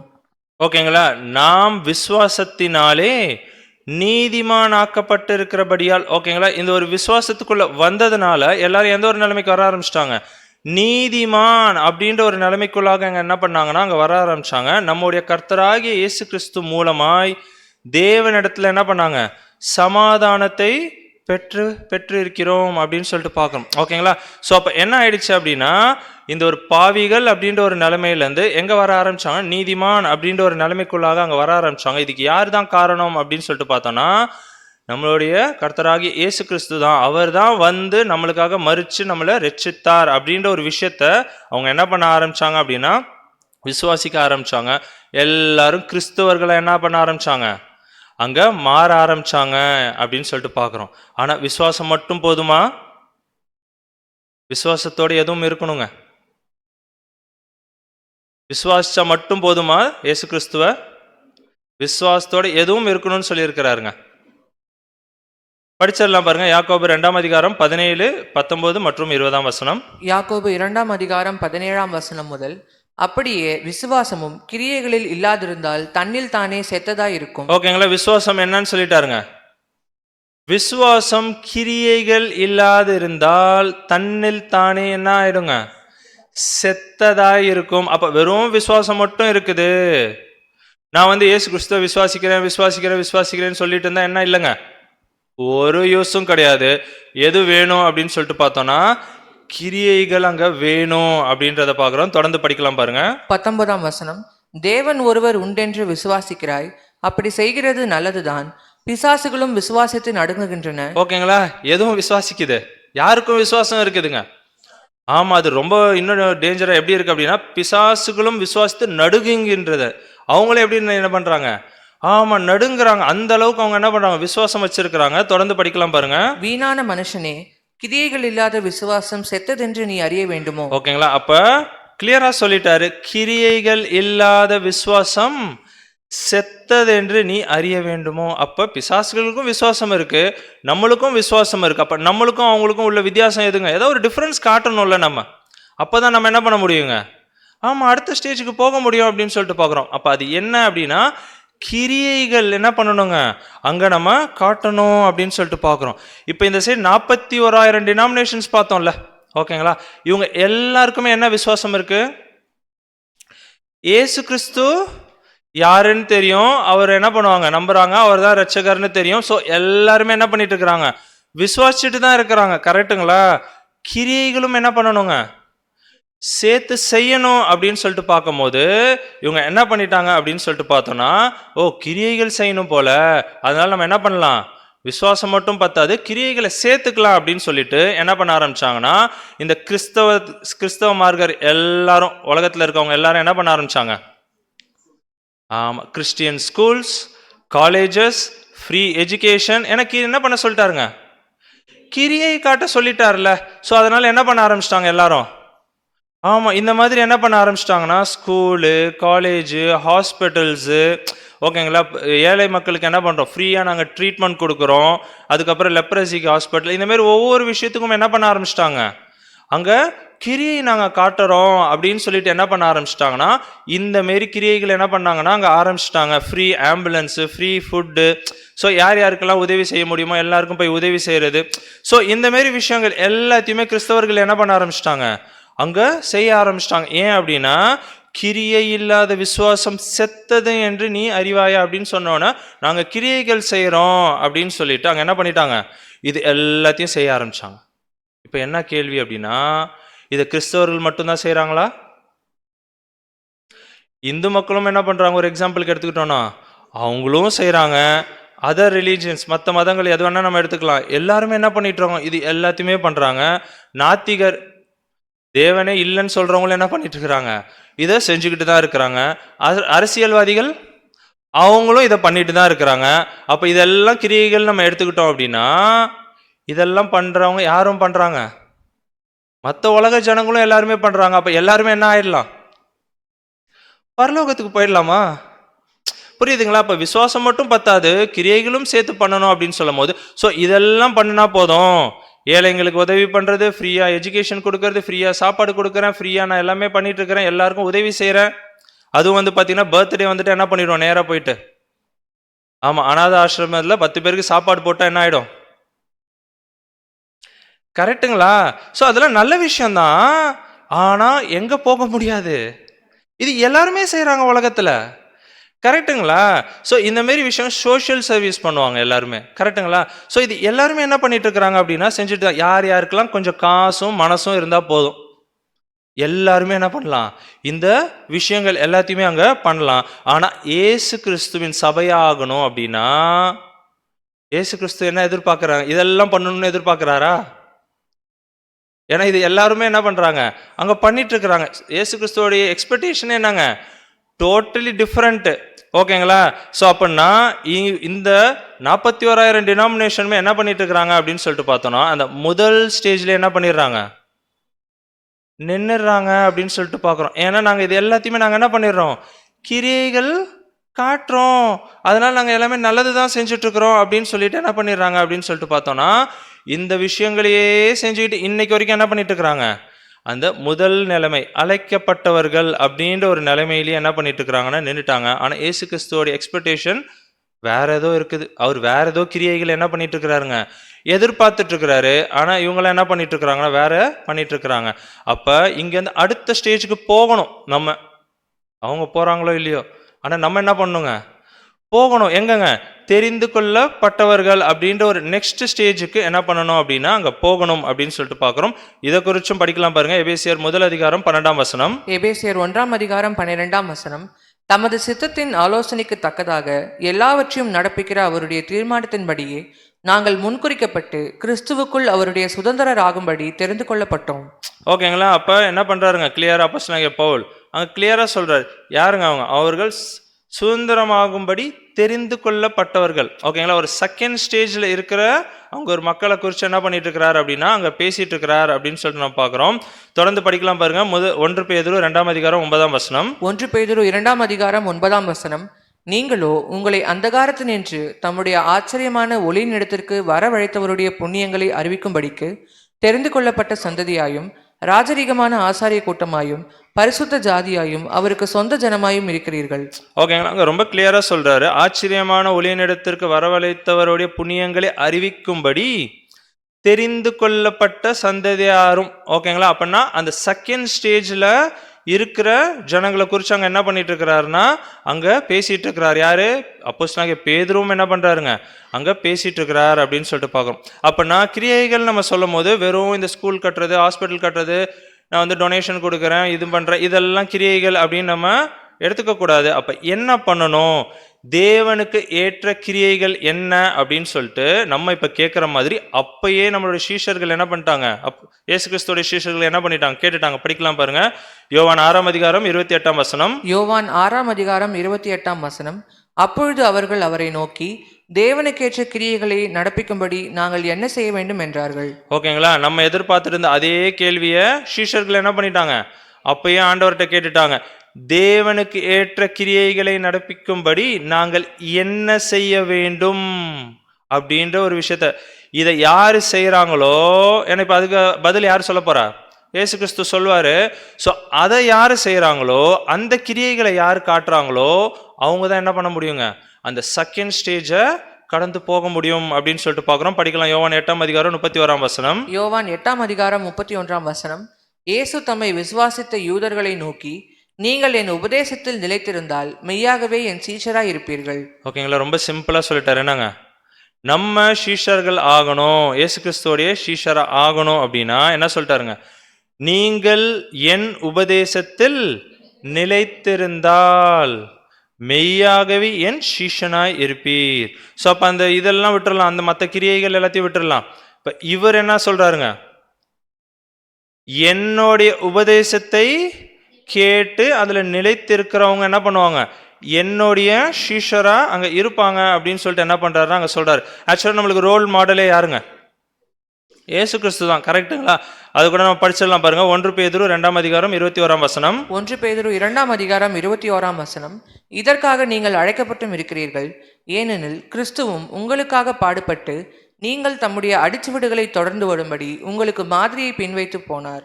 ஓகேங்களா? ரொம்ப அழகாங்க சொல்லிட்டாரு. என்னன்னா, கிறிஸ்துவும் உங்களுக்காக பாடுபட்டு நீங்கள் தம்முடைய அடிச்சுவடுகளை தொடர்ந்து வரும்படி உங்களுக்கு மாதிரின்னா என்னங்க, ரோல் மாடல் யாருங்க, நம்மளுடைய கர்த்தராகிய இயேசு கிறிஸ்து தான் அப்படின்னு சொல்லிட்டு பார்க்குறோம். கிறிஸ்தவர்கள் மத்தியிலே நம்மளோட ரோல் மாடல் அப்படின்னு சொல்லிட்டு நம்மள்ட்ட எல்லாம் போய் கேட்டால் என்ன சொல்லுவோம், ஆளுக்காளு ஒன்று சொல்லுவோம். கரெக்டுங்களா? ஒரு எக்ஸாம்பிள் கேட்டால் அப்துல் கலாம் யாருங்க, நல்ல மனுஷன் தான், இல்லைன்னு சொல்ல. ஆனால் அவரெல்லாம் என்ன பண்ணிட்டு இருப்பாங்க, ரோல் மாடலாக வச்சுருப்பாங்க. நம்மளுக்கு யார் தான் ரோல் மாடலு, ஆண்டவராகிய இயேசு கிறிஸ்து தான் நம்மளுக்கு ரோல் மாடலாக அங்கே இருக்கணும் அப்படின்னு சொல்லிட்டு பார்க்குறோம். அதான் சொல்ற, அவரை தொடர்ந்து நம்ம பின்தொடர்ந்து அங்கே போக வேண்டியவர்களாக அங்கே நம்ம இருக்கணும் அப்படின்னு சொல்லிட்டு பார்க்குறோம். அவரை பின்பற்றி போனோம் அப்படின்னா அவர் எங்கே போனாரோ அதே இடத்துக்கு நம்மளும் என்ன பண்ணிடலாங்க, ஆமாம் அங்கே போயிடலாம் அப்படின்னு சொல்லிட்டு பார்க்குறோம். அப்படின்னா அவருடைய சீஷர் ஆகணும் அப்படின்னா அதுக்கு ஒரு ஃபர்ஸ்ட் கண்டிஷனே என்ன அப்படின்னு சொல்லிட்டு பார்த்தோம்னா படிக்கலாம் பாருங்க. மத்தேயு 16ஆம் அதிகாரம் 24ஆம் வசனம். மத்தேயு 16ஆம் அதிகாரம் 24ஆம் வசனம். அப்பொழுது இயேசு தம்முடைய சீஷர்களை நோக்கி, ஒருவன் என்னை பின்பற்றி வர விரும்பினால் அவன் தன்னைத்தான் வெறுத்து தன் சிலுவையை எடுத்துக்கொண்டு என்னை பின்பற்ற கடவன். ஓகேங்களா? அழகா சொல்றார். என்னன்னா, இயேசு தம்முடைய சீஷர்களை நோக்கி, ஒருவன் என்னை பின்பற்றி வர விரும்பினால், ஒருத்தர் என்னுடைய சீஷர் ஆகணும் அப்படின்னு சொல்லிட்டு உங்களுக்கு விருப்பம் இருக்கு அப்படின்னா, விருப்பம் இருக்கணும் ஃபர்ஸ்ட். யாரையும் பிடிச்சி என்ன பண்ணக்கூடாதுங்க, வாங்க வாங்கன்னு இழுக்கக்கூடாது. விருப்பம் இருக்கணும். விருப்பம் இருந்தால் அவன் தன்னைத்தான் வெறுத்து என்ன பண்ணும், தன்னைத்தான் வெறுத்து அப்படின்னா என்னங்க, தன்னைத்தான் வெறுக்கிறவங்களை இது வரைக்கும் எங்கேயாவது பார்த்துருக்கீங்களா? கரெக்டாக சொல்கிறார் பிரதர். ஓகேங்களா? அப்போ என்ன பண்ணணுங்க, தன்னைத்தான் வெறுக்கிற ஒரு விஷயம் யார்கிட்ட இருக்கணுங்க, நம்மள்ட்ட அங்கே இருக்கணும் அப்படின்னு சொல்லிட்டு பார்க்குறோம். தன் சிலுவையை எடுத்துக்கொண்டு என்னை பின்பற்ற கடவன். ஸோ அப்போ அவரை ரோல் மாடலாக எடுத்துக்கிட்டு அவரை பின்பற்றணும் அப்படின்னு சொல்லிட்டு முடிவு எடுத்துட்டோம் அப்படின்னா ஃபஸ்ட்டு என்ன பண்ணணும் அப்படின்னு சொல்லிட்டு பார்த்தோன்னா, தன்னைத்தான் வெறுக்கிற ஒரு விஷயத்தை நம்ம என்ன பண்ணணுங்க, நம்மளோட லைஃப்பில் ப்ராக்டிக்கலாக ஸ்டார்ட் பண்ணணும் அப்படின்னு சொல்லிட்டு நம்ம பார்க்குறோம். ஏன்னா நம்மளுக்கு நிறைய எக்ஸ்பெக்டேஷன்ஸு, நம்மளுக்கு நிறைய ஆசைகள் எல்லாமே இருக்கும். இயேசு கிறிஸ்துக்குன்னு சில விஷயங்கள் இருக்கும். கரெக்டுங்களா? அப்போ என்ன பண்ணணுங்க, நம்மளுடைய விஷயங்கள் எல்லாத்தையும் விட்டுட்டு இயேசு கிறிஸ்துவா என்ன அவருடைய விஷயங்கள் என்னன்ற அறிஞ்சுக்கிட்டு அவருடைய வாழ்க்கையில் அவருடைய பாதச்சுவட்டில் என்ன பண்ணணுங்க, அங்கே நம்ம நடக்க ஆரம்பிக்கணும். ஒரு சுயநலம் இல்லாத ஒரு வாழ்க்கை. ஓகேங்களா? ஸோ அப்படி தான் என்ன பண்ணுங்க, அங்கே வாழணும் அப்படின்னு சொல்லிட்டு பார்க்குறோம். அதுக்கு சில எக்ஸாம்பிள்ஸ் பார்க்கலாம் பாருங்க. இது நம்மளுக்கு நல்லா தெரிஞ்சது தான். இயேசு கிறிஸ்துவ யார் காட்டி கொடுத்ததுங்க, யூதாஸ் முத்தத்தினாலே என்ன பண்ணாருங்க, அங்கே காட்டி கொடுத்தார் அப்படின்னு சொல்லிட்டு பார்க்குறோம். கெத்செமனே தோட்டத்தில் அந்த இடத்துல. ஓகே, ஏன்னா அவர் ரொம்ப கூடவே இருந்தவர். கரெக்டுங்களா? யாருங்க, ஆமாம் கூடவே இருந்தவர் வந்து என்ன பண்ணிட்டாருங்க, காட்டி கொடுத்துட்டார். முத்தம் கொடுத்து என்ன பண்ணிட்டாருங்க, காட்டி கொடுத்துட்டார் அப்படின்னு சொல்லிட்டு பார்க்குறோம். இதே மாரி நம்மளுக்கு கூடவே இருந்து ரொம்ப வருஷமா கூடவே இருந்து நம்மளுக்கு ஏதோ துரோகம் பண்ணிடுறாங்களா, அவங்களை நம்ம என்னன்னு சொல்லுவோம், ஆமாம் துரோகி தான். இல்லை நம்மளோட மைண்ட் எப்படி இருக்கும், கூடவே இருக்கிறாங்க, க்ளோஸாக நம்பி இருப்போம், திடீர்னு என்ன பண்ணிடுவாங்க, நம்மளுக்கு ஏதோ எதிராக ஒரு விஷயம் பண்ணிட்டாங்க அப்படின்னா நம்மளோட மைண்ட் என்ன ஆகாதுங்க, ஏற்றுக்காது. ஆனால் அங்கே ஆண்டவர் அவர் அந்த ஒரு சுச்சுவேஷனில் கூட யூதாஸை பார்த்து என்னன்னு கூப்பிட்டாருங்க, சூப்பர் ஸ்நேகிதனே அப்படின்னு சொல்லிட்டு என்ன பண்ணுறாருங்க, அங்கே கூப்பிடுறாரு. அது மட்டும் இல்லாமல் முத்தத்தினால என்னை காட்டி கொடுத்தாய். ஏன்னா முத்தம் அப்படின்றது எதுக்கு ஒரு சிம்பிளுங்க, அன்புக்கு ஒரு சிம்பிள். கரெக்டுங்களா? அன்புக்கு யூஸ் பண்ணுற ஒரு விஷயத்தை நீ என்ன பண்ணிட்டப்பா, இந்த தப்பான ஒரு விஷயத்துக்கு யூஸ் பண்ணிட்ட அப்படின்னு சொல்லிட்டு அங்கே சொல்லிட்டு ஸ்நேகிதனே அப்படின்னு சொல்லிட்டு கூப்பிடுறாரு. சும்மா கேஷுவலாக கூப்பிட்டுருப்பாரா? ஆண்டவர் அப்படி பண்ணியிருக்க வாய்ப்பு இருக்கா? அப்போ உள்ள மனசுலேருந்து அந்த ஒரு இருதயத்துலேருந்து என்ன பண்ணியிருப்பாருங்க, ரொம்ப நேச்சுரலாக வந்திருக்கும். ஸ்நேகிதனை என் ஃப்ரெண்ட் அப்படின்னு சொல்லிட்டு என்ன பண்ணுறாருங்க, அங்கே கூப்பிடுறாரு அப்படின்னு சொல்லிட்டு நம்மளுக்கு வருமா? இப்போ தெரியுதா, அந்த இடுக்கமான பாதையில் பிரயாணம் பண்ண ஆரம்பிக்கணும். ஏன்னா அவர் எப்படி நடந்தாரோ அதே வழியில் நம்மளும் என்ன பண்ணணுங்க, அங்கே நடக்க ஆரம்பிக்கணும் அப்படின்னு சொல்லிட்டு பார்க்குறோம். அதான் சொல்கிறாரு, நம்ம என்ன பண்ணுவோம் அப்படின்னா பக்கத்தில் இருக்கிற சகோதர சகோதரிகளை நேசிக்கிறதுக்கே ரொம்ப கஷ்டப்படுவோம். கரெக்டுங்களா? அவங்க ஏதாவது சின்னதாக ஒரு தப்பு பண்ணிட்டா கூட என்ன பண்ணிடுவோம், மனசு ஏற்றுக்காது. ஏன்னா நம்ம சுயநலத்தை என்ன பண்ணியிருப்பாங்க, டச் பண்ணியிருப்பாங்க. அவர் என்ன சொல்றாரு தெரியுமா, உங்கள் சத்துருக்களை சிநேகியுங்கள். இது பாடம் எடுக்கிறதுக்கு வேணா நல்லா இருக்கும், ஆனால் என்னங்க லைஃப்ல ப்ராக்டிக்கலா, ஆமாம் அதுதான் அவருடைய பாதை. ஓகேங்களா? தான் சொல்ல, உங்கள் சத்துருக்களை சிநேகியுங்கள், உங்களை பகைக்கிறவர்களுக்கு நன்மை செய்யுங்கள், உங்களை சபிக்கிறவர்களுக்கு ஆசீர்வதியுங்கள், உங்களை நிந்திக்கிறவர்களுக்காக ஜெபம் பண்ணுங்கள். இதெல்லாம் நம்ம என்னைக்காவது பண்ணியிருக்கிறோமா? அப்போ என்ன பண்ணலங்க, செகண்ட் ஸ்டேஜில். ஆமாம், ஒருத்தருக்கு ஒரு அவங்களுக்கு தான் தெரியும். கரெக்டுங்களா? இப்போ செகண்ட் ஸ்டேஜில் நம்ம வந்துட்டோமா இல்லையா அப்படின்றது நம்மளே என்ன பண்ணிக்கலாம், அங்கே முடிவு பண்ணிக்கலாம். ஏன்னா இதுதான் தேவனுக்கு ஏற்ற கிரியைகள். இதை தான் என்ன, இதெல்லாம் பண்ண தேவையில்லன்ட்டார். ஹாஸ்பிட்டல் கட்டுறது, ஸ்கூல் கட்டுறது, இது காசு இருந்தாவே போதும், எல்லாம் பண்ணிக்கலாம். கொஞ்சம் மனசு இருந்தால் என்ன பண்ணலாம், அது எல்லாமே டொனேஷன் கொடுத்துக்கலாம். அது தேவையில்லை. இதுதான் என்னங்க, இந்த கிரியைகளை இயேசு கிறிஸ்து போலவே ஒரு வாழ்க்கையை என்ன பண்ணணுங்க, அங்கே வாழ ஆரம்பிக்கணும் நம்ம எல்லாருமே அப்படின்னு சொல்லிட்டு பார்க்குறோம். அப்படின்னா இயேசு கிறிஸ்து என்ன பண்ணுறாரு, ஒரு ஹை ஸ்டாண்டர்ட் செட் பண்ணிட்டார். சும்மாலாம் பரலோகம் போயிட முடியுமா? ஓகேங்களா? அவர் இருக்கிற மாதிரியே நம்மளும் இருக்கணும் அப்படின்னா அவர் சிந்திக்கிற மாதிரியே நம்மளும் சிந்திக்கணும், அவர் செஞ்ச மாதிரியே நம்மளும் செய்யணும். அப்போ அந்த ஒரு ஹை ஸ்டாண்டர்டில் நம்மளும் என்ன பண்ணணுங்க, அங்கே வாழ ஆரம்பிக்கணும், அவரை பின்பற்றணும். கிறிஸ்தவர் அப்படின்னு சொல்லும் போது அவரை போலவே என்ன பண்ணணுங்க, அங்கே நடக்க ஆரம்பிக்கணும் அப்படின்னு சொல்லிட்டு பார்க்குறோம். இன்னொரு இன்சிடென்ட் கூட பார்த்தோம் அப்படின்னா என்ன பண்ணிட்டு இருக்கிறாருங்க, ஆமாம் அப்போஸ்தலர்களுடைய பாதத்தை என்ன பண்ணிட்டு இருக்கிறாரு, கழுவிட்டு இருக்கிறாரு அப்படின்னு சொல்லிட்டு பார்க்குறோம். ஒரு சீலையை எடுத்துட்டு என்ன பண்ணுறாருங்க, கழுவிட்டு இருக்கிறாரு. அவர் யாரு, இயேசு கிறிஸ்து தான். அவர் யார், ஆனா ஜீவனுள்ள தேவனுடைய குமாரனாகி கிறிஸ்து. ஓகேங்களா?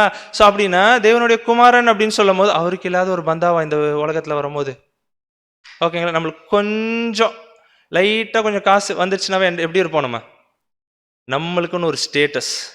கரெக்டுங்களா? ஆனால் அவர் என்ன பண்ணிட்டு இருக்கிறாருங்க, அந்த ஸ்டேட்டஸை விட்டு நம்ம இறங்கவே மாட்டோம். கரெக்டுங்களா? அது கொஞ்சம் மரியாதை குறைவாக யாராவது பேசிட்டா கூட நம்ம மனசு என்ன ஆகாதுங்க, ஆமாம் நான் எவ்வளோ பெரிய கம்பெனியில் வேலை பார்க்குறேன், நான் யாருன்னு உங்களுக்கு தெரியுமா, என்னை வந்து இப்படி கூப்பிடுறீங்க. கரெக்டுங்க. ஆனால் அவர் என்ன பண்ணிட்டு இருக்கிறாருங்க, யாராவது எதை கேட்டாங்களா, இதை சொன்னாங்களா, அவரா இறங்கி வந்து ரொம்ப தாழ்மையா, எக்ஸ்ட்ரீமான ஒரு தாழ்மை, ஹம்பிள்னஸ் என்ன பண்ணிட்டு இருக்கிறாருங்க, அங்க இறங்கி கால் கழுவிட்டு ஒரு சேவகன் போல, ஒரு சர்வன்ட் போல என்ன பண்ணிட்டு இருக்கிறாருங்க, இறங்கி அங்க கால் கழுவிட்டு இருக்கிறார் அப்படின்னு சொல்லிட்டு நம்ம பார்க்குறோம். ஸோ இதுதான் என்னதுங்க, தன்னைத்தான் வெறுக்கிற ஒரு விஷயம். ஒருவன் என்னை பின்பற்றி வர விரும்பினால் அவன் தன்னைத்தான் வெறுத்து அப்படின்னு சொல்லும் போது எல்லாத்தையும் தூக்கி போட்டுடணும். நம்மளுடைய சுயநலம் அது இது எல்லாத்தையும் தூக்கி போட்டுட்டு அவர் எப்படி நடந்தாரோ அதே வழியில் நம்மளும் என்ன பண்ணணும் அப்படின்னு சொல்லிட்டு பார்த்தோன்னா அங்கே நடக்கும். இந்த மாதிரி கிரியைகளை தான் என்ன பண்ணிட்டு இருக்கிறாருங்க இயேசு கிறிஸ்து எதிர்பார்க்கிறார். இன்னொரு இன்சிடென்ட் கூட பார்க்கலாம் பாருங்க. இவருக்கு என்ன பண்ணாங்க, அங்கே தண்டனை கொடுத்தாங்க, நல்லா அடிச்சுட்டாங்க. ஓகேங்களா? இது எல்லாமே நம்மளுக்கு தெரிஞ்ச விஷயம்தான். ஓகேங்களா? அவர் ஏதாவது தப்பு பண்ணாருங்களா? தப்பு பண்ணாமல் இப்படி அடிச்சிருக்கிறாங்க. நம்ம தப்பு பண்ணிட்டு கூட நம்மளை யாராவது திட்டாங்கன்னா என்ன ஆகிடும், தப்பு பண்ணியிருப்போம் தெரிஞ்சே திட்டிருப்பாங்க, என்ன பண்ணுவோம், நம்ம மனசு ஒத்துக்கவே ஒத்துக்காது. அதுக்கு என்ன பண்ணிக்கிட்டே இருப்போம் திருப்பி திருப்பி. ஆமாம், அதுக்கு நம்ம ஏதாவது ஒன்று ரிப்பீட், ஏதாவது ஒரு ரெஸ்பான்ஸ் கொடுத்துக்கிட்டே இருப்போம். இல்லை இல்லை அது இவங்களால தான், அது அவங்களால தான், இதனால தான் நான் பண்ணினேன் அப்படி இப்படின்னு என்ன பண்ணுவோம். அது மனசே நம்மளுக்கு என்ன ஆகாதுங்க, ஒத்துக்கவே ஒத்துக்காது. அவர் ஒரு தப்பு கூட பண்ணாமல் என்ன பண்ணிட்டு இருக்கிறாருங்க, அங்கே பார்த்தீங்கன்னா பிலாத்தே டென்ஷனாக இருப்பார். ஐயோ இவரை பற்றி தெரிஞ்சுக்கிட்டு என்ன பண்ணுவாருங்க, இவர் எப்படியா விடுதலை பண்ணலான்னு அவர் டென்ஷனாக இருப்பார். ஆனால் இவர் எப்படி இருப்பாருங்க, ஆமாம் ரொம்ப அமைதியாக, ரொம்ப ஹம்பிளாக, யார் என்ன பண்ணாலும் ஒரு ஆட்டுக்குட்டியை போல் என்ன பண்ணிட்டு இருக்கிறாருங்க, அங்கே நின்றுட்டுருக்கிறார் அப்படின்னு சொல்லிட்டு பார்க்குறோம். ஓகேங்களா? ஸோ இன்னொரு இன்சிடென்ட் கூட பார்த்தோன்னா, கடைசியாக மரிக்கும் போது கூட ஓகேங்களா எல்லா பாடுகளையும் ஏற்றுக்கொண்டார். கரெக்டுங்களா? எல்லாருடைய பாவங்களையும் ஏற்றுக்கொண்டு எல்லாமே பண்ணாங்க. அவங்களுக்கு என்னென்னலாம் பண்ணக்கூடாதோ எல்லாமே எதிராக என்ன பண்ணாங்க, இயேசு கிறிஸ்துக்கு அங்கே பண்ணாங்க. எல்லாத்தையும் ரொம்ப ஹம்பிளாக அக்செப்ட் பண்ணார்ல. நம்ம ஏதாவது சின்னதாக சகோதர சகோதரிகள் நம்மளுக்கு எதிராக ஏதாவது ஒன்று பண்ணிட்டாங்க அப்படின்னா நம்ம என்ன பண்ணுவோம்? அந்த ஏற்றுக்கிற மனசு நம்மளுக்கு வருதுங்களா? அக்செப்ட் பண்ண முடியுங்களா? சின்னதாக ஏதாவது செஞ்சுருப்பாங்க, அது கூட நம்மளால் என்ன பண்ண முடியாதுங்க, அக்செப்ட் பண்ணுற மனசே நம்மளுக்கு வராது. ஆனால் இவர் என்ன பண்ணாருங்க, எதுவுமே பண்ணாமல் எல்லாத்தையுமே என்ன பண்ணிட்டு இருக்கிறாருன்னா அங்கே ஏற்றுட்டு அந்த சகிக்கிற தன்மை. ஓகேங்களா? நம்மளால ஒரு சின்ன விஷயம் கூட என்ன பண்ண முடியாதுங்க, சகிக்கவே முடியாது. கூடவே ஃபேமிலி மெம்பர்ஸாக இருந்தால் கூட அது என்ன பண்ண முடியாதுங்க, சகிக்கிறது கஷ்டமாக இருக்கும். ஆனால் இவர் பார்த்தீங்கன்னா உலகத்தில் இருக்க மற்ற ஜனங்களுக்காக என்ன பண்ணிட்டு இருக்கிறாருங்க, சகிச்சுட்டு இருக்கிறாங்க. எல்லா பாவிகளுக்காக என்ன பண்ணிட்டு சகிச்சுட்டு இருக்கிறாரு அப்படின்னு சொல்லிட்டு பார்க்குறோம். ஒரு எக்ஸாம்பிளுக்கு இப்போ இவரை இப்படி வச்சு சிலுவையில் அடிப்பாங்கல்ல, அந்த ஒரு போர் சேகவன் ஒரு பெரிய ஆணி எடுத்து அடிப்பார்ல, அப்போ இவரோட மைண்டில் என்ன வந்திருக்கும்? என்ன வந்திருக்கும்? ஏன்னா ஒரு என்ன பண்ணுறாங்க, இழுத்து வச்சு கையை ஒரு பெரிய ஆணியில் அடிக்கிறாங்க. எல்லாம் படம்லாம் பார்த்துருப்பீங்க. ஓகேங்களா? ஸோ அப்படின்னா இவர் மைண்டில் என்ன வந்திருக்கும், உனக்காகவும் சேர்த்து நான் என்ன பண்ணிட்டு இருக்கிறேன், ஜீவனை கொடுத்துட்டு இருக்கிறேன். அப்போ கூட என்ன பண்ணியிருக்க மாட்டார், தப்பா ஒரு சிந்தனை கூட ஆமா அவரை குறித்து வந்திருக்காது அப்படின்னு சொல்லிட்டு. நம்ம எவ்வளோ தப்பு தப்பா யோசிக்கிறோம், மற்ற சகோதர சகோதரிகள் வச்சு எவ்வளோ தீமை பேச்சுகள் பேசுவோம். அப்போ 2ஆம் ஸ்டேஜுக்கு வரணும், இந்த தெரிந்து கொள்ளப்பட்ட நிலைமைக்கு வரணும், அவர் தேவனுக்கு ஏற்ற கிரியைகளை செய்யணும் அப்படின்னா ஏசு, இதெல்லாம் சாம்பிள்ஸு. ஓகேங்களா? உங்களுக்கே நிறைய தெரியும், நிறையா படிச்சிருப்பீங்க. அப்போ அவர் எப்படி நடந்தாரோ அதே போல் நம்மளும் என்ன பண்ணணுங்க, கிரியைகள் காட்ட ஆரம்பிக்கணும். எப்படி அவர் எந்த வழியில் போனாரோ அவர் தான் நம்மளுக்கு ரோல் மாடல். எல்லா ஒரு பைக்கில் போயிட்டே இருக்கோம், டக்குன்னு ஒரு ஆக்சிடென்ட் ஆயிடுச்சு, ஏசு கிறிஸ்து வந்தால் என்ன பண்ணுவார்? நம்மளா இருந்தால் என்ன திட்டுவோம்? அப்போ அந்த இடத்துல யோசிக்கணும், ஏசு கிறிஸ்துவா இருந்தால் என்ன பண்ணியிருப்பார்? ஏன்னா நம்ம யாருங்க, கிறிஸ்தவர்கள். ஏசு கிறிஸ்துவ பின்பற்றணும். அந்த 2ஆம் ஸ்டேஜுக்கு தாண்டி வந்துட்டோம். அந்த ஒரு நிலைமையிலேருந்து அடுத்த 3ஆம் ஸ்டேஜுக்கு இன்னும் போகலை, 2nd ஸ்டேஜில் தான் இருந்துட்டு இருக்கிறோம். ஸோ இதெல்லாம் தாண்டி வந்தால் தான் என்ன பண்ண முடியுங்க, 3rd ஸ்டேஜுக்கு அங்கே நம்மளால் போக முடியும் அப்படின்னு சொல்லிட்டு பார்க்குறோம். ஸோ எப்படி அவர் நடந்தாரோ அதே போல் நம்மளும் நடக்க ஆரம்பிக்கணும் அப்படின்னு சொல்லிட்டு பார்க்குறோம். இதை மொத்தமாக ஒரே வசனத்தில் இருக்க வாசிக்கலாம் பாருங்க. ரோமர் 12ஆம் அதிகாரம் 1 வசனம். ரோமர் 12ஆம் அதிகாரம் 1ஆம் வசனம். அப்படி இருக்க சகோதரரே, நீங்கள் உங்கள் சரீரங்களை பரிசுத்தமும் தேவனுக்கு பிரியமுமான ஜீவ பலியாக ஒப்புக்கொடுக்க வேண்டுமென்று தேவனுடைய இரக்கங்களை முன்னிட்டு உங்களை வேண்டிக் கொள்ளுகிறேன். இதுவே நீங்கள் செய்யத்தக்க புத்தி உள்ள ஆராதனை. ஆமாம், அழகா நம்மளுடைய பவுல் அப்போஸ்தலன் எழுதுறாரு என்ன அப்படின்னா, சகோதரரே நீங்கள் உங்கள் சரீரங்களை பரிசுத்தமும், என்னங்க ஃபர்ஸ்ட், பரிசுத்தமும் தேவனுக்கு பிரியமுமான ஜீவபலியாக. ஜீவபலினா லிவிங் சாக்ரிஃபைஸ்ன்னு இருக்கும் இங்கிலீஷில். வாழும்போதே என்ன பண்ணணுங்க, சாக்ரிஃபைஸ். அதான் சார் ஜீவ பலி. வாழ்ந்துட்டு இருக்கும் போதே என்ன பண்ணிகிட்டே இருக்கணும் அப்படின்னா ஜீவ பலியை என்ன பண்ணிகிட்டே இருக்கணுங்க, அங்கே கொடுத்துக்கிட்டே இருக்கணும். அப்படின்னா ஒரு விஷயம் நம்மளுக்கு பிடிக்கும், ஆனால் இயேசு கிறிஸ்துக்கு அது பிடிக்காது அப்படின்னோடனே என்ன பண்ணணும், இதை விட்டுறணும், அங்கே சாவடிக்கணும், அதை ஜீவ பலி கொடுக்கணும். ஸோ ஒவ்வொரு விஷயத்தையுமே என்ன பண்ணணும் அப்படின்னா அதுதான் தேவனுக்கு பிரியம். அதான் சொல்றாரு, பரிசுத்தமும் தேவனுக்கு பிரியமுமான ஜீவபலி, அதுதான் தேவனுக்கு என்னங்க பிரியம் அப்படின்னு சொல்லிட்டு பார்க்குறோம். அதான் சொல்றாரு, ஒப்பு கொடுக்க வேண்டும் என்று தேவனுடைய இரக்கங்களை முன்னிட்டு உங்களை வேண்டிக் கொள்கிறேன். இதுவே நீங்கள் செய்யத்தக்க புத்தி உள்ள ஆராதனை. ஆராதனைனா என்ன? சண்டே காலையில் என்ன பண்ணுவோம், ஆமாம் ஆராதனை போயிட்டு வந்துட்டோம், அது ஆராதனை தான். ஆனால் இது என்னதுங்க, புத்தி உள்ள ஆராதனை. இந்த மாதிரி நடந்தாதான் வாரம் போகலாம், தப்பில்லை. ஆனால் போயிட்டு இதெல்லாம் பண்ணலன்னு வச்சுக்கோங்க, புரியுதுங்களா? அப்போ என்ன பண்ணணும் அப்படின்னு சொல்லிட்டு பார்த்தோன்னா, இந்த ஜீவ பலியாக என்ன பண்ண ஆரம்பிக்கணும் அப்படின்னு சொல்லிட்டு பார்த்தோன்னா, அங்கே நம்மளுடைய வாழ்க்கையை அங்கே கொடுக்க ஆரம்பிக்கணும் அப்படின்னு சொல்லிட்டு பார்க்குறோம். ஸோ இந்த மாதிரி ஒரு வாழ்க்கையை வாழ ஆரம்பித்தோம் அப்படின்னா நம்மளோட தேவன் ஒரு உடன்படிக்கை போடுவாராம். அது என்ன உடன்படிக்கைனா வாசிக்கலாம் பாருங்க. 25ஆம் சங்கீதம் 14ஆம் வசனம். சங்கீதம் 25ஆம் அதிகாரம் 14ஆம் வசனம். கர்த்தருடைய ரகசியம் அவருக்கு பயந்தவர்களிடத்தில் இருக்கிறது, அவர்களுக்கு தம்முடைய உடன்படிக்கையை தெரியப்படுத்துவார். ஓகேங்களா? கர்த்தருடைய ரகசியம் அவருக்கு பயந்தவர்களிடத்தில். ஓகேங்களா? ஃபர்ஸ்ட் அந்த ஒரு பயம் வரணும், அவருக்கு பிரியமா நடக்கணும் அப்படின்னு சொல்லிட்டு. அப்படி நடக்கும்போது என்ன சொல்றாருன்னா, அவர்களுக்கு தம்முடைய உடன்படிக்கையை தெரியப்படுத்துவார் அப்படின்னு சொல்லிட்டு பார்க்குறோம். அவருக்கு பயந்து நடக்க ஆரம்பிச்சாதான், அவரை பின்பற்ற ஆரம்பிச்சாதான் என்ன கிடைக்குங்க? அவர் நம்மளோட என்ன பண்றாரு அப்படின்னா ஒரு உடன்படிக்கையை என்ன பண்றாருங்க அங்க போடுறாரு அப்படின்னு சொல்லிட்டு பார்க்குறோம். அதுதான் எந்த உடன்படிக்கைங்க? ஞானஸ்தானம் அப்படின்ற ஒரு உடன்படிக்கையை, இது ஒரு தனி டாபிக்கு. பின்னாடி கடைசியில் என்ன பண்ணலாங்க, பேப்டிசம்னா என்ன, ஞானஸ்தானம்னா என்னன்றத பின்னாடி நம்ம பார்க்கலாம். ஆனால் என்ன பண்ணுவாராம், நம்ம கூட யோசிக்கலாம், என்னங்க நம்ம எல்லாருமே என்ன எடுத்துட்டோம், ஞானஸ்தானம் எடுத்துட்டோமே அப்படின்னு நம்ம யோசிக்கலாம். கரெக்டுங்களா? ஸோ அப்போ ஒரு ஞானஸ்தானம் எடுக்கும்போது என்ன பண்ணுவாங்க லிட்ரலா? ஆமாம், தண்ணியில் என்ன பண்ணுவாங்க, நம்மளை அப்படியே முழுக்கி திருப்பி என்ன பண்ணுவாங்க, வெளியே கூட்டிட்டு வருவாங்க அப்படின்னு சொல்லிட்டு பார்க்குறோம். அதுதான் எதுக்கு ஒப்பிட்டு பேசுறாரு அப்படின்னா, நம்ம என்ன பண்ணுறோம், ஒரு உடன்படிக்கையை என்ன பண்ணுறோம், தேவனோட அங்கே போடுறோம் அப்படின்னு சொல்லிட்டு பார்க்குறோம். அப்படின்னா அந்த ஒரு தண்ணியில் உள்ளே போகிறது என்ன அப்படின்னு சொல்லிட்டு பார்த்தோன்னா, நம்மளுடைய பழைய விஷயங்கள் எல்லாம் இருக்கும். கரெக்டுங்களா? அது எல்லாத்தையும் என்ன பண்ணுறோம், ஆமாம், தண்ணியில் முழுங்கும் போது உள்ளே போகும்போது அது எல்லாத்தையும் என்ன பண்ணுறோம், ஆமாம் அதை நாங்கள் வெறுக்கிறோம் அப்படின்னு சொல்லிட்டு திருப்பி மேலே ஏஞ்சி வரும்போது எதை நம்ம சொல்கிறோம், ஆமாம் உங்களுக்கு பிரியமான கிரியைகளை என்ன பண்ணுறோம் நாங்கள் செய்கிறோம் ஆண்டவரே அப்படின்னு சொல்லிட்டு ஒரு உடன்படிக்கையை என்ன பண்ணுறோம் அப்படின்னு சொல்லிட்டு பார்த்தோன்னா, அந்த ஒரு ஞானஸ்தானத்தில் நம்ம எடுக்கிறோம் அப்படின்னு சொல்லிட்டு நம்ம பார்க்குறோம். அப்போனா நம்மளுக்கு நிறைய சுயநலங்கள் எல்லாமே இருக்கும். அது எல்லாத்தையும் ஒதுக்கி வச்சிடணும். எல்லாத்தையும் ஒதுக்கி வச்சுட்டு இயேசு கிறிஸ்துவுக்கு எது பிரியம் அப்படின்னு சொல்லி பார்த்து அவருடைய வழியில் என்ன பண்ணணும், அங்கே நடக்க ஆரம்பிக்கணும் அப்படின்னு சொல்லிட்டு பார்க்குறோம். அதான் அங்கே படிக்கலாம் பாருங்க, 50ஆம் சங்கீதம் 5ஆம் வசனம். சங்கீதம் 50ஆம் அதிகாரம் 5ஆம் வசனம். பலியினாலே என்னோட உடன்படிக்கை பண்ணின என்னுடைய என்னன்னு சொல்றாரு, பலி உடன்படிக்கை எப்படி தான் போடுறோம், தண்ணியில மூழ்கி எடுக்கிறது ஒரு அடையாளம் தான். ஆனா உடன்படிக்கை எப்படி போடுறோன்னு சொல்றாரு, திருப்பி படிக்கலாம் பிரதர். பலியினாலே என்னோட உடன்படிக்கை பண்ணின, பலியினால ஜீவ பலி கொடுக்கணும் அணு தினமும். ஓகேங்களா? அதாங்க பார்த்தோம், ஒருவன் என்னை பின்பற்றி வர விரும்பினால் அவன் தன்னைத்தான் வெறுத்து அணுதினமும் சிலுவையை எடுத்துக்கொண்டு பின் வாரம் சண்டே சர்ச்சு போகும்போது மட்டும் கூட அணுதினமும் சிலுவையை எடுத்துக்கொண்டு என்னை பின்பற்றி வர கடவன் அப்படின்னு சொல்லி அதாங்க சொல்றாரு.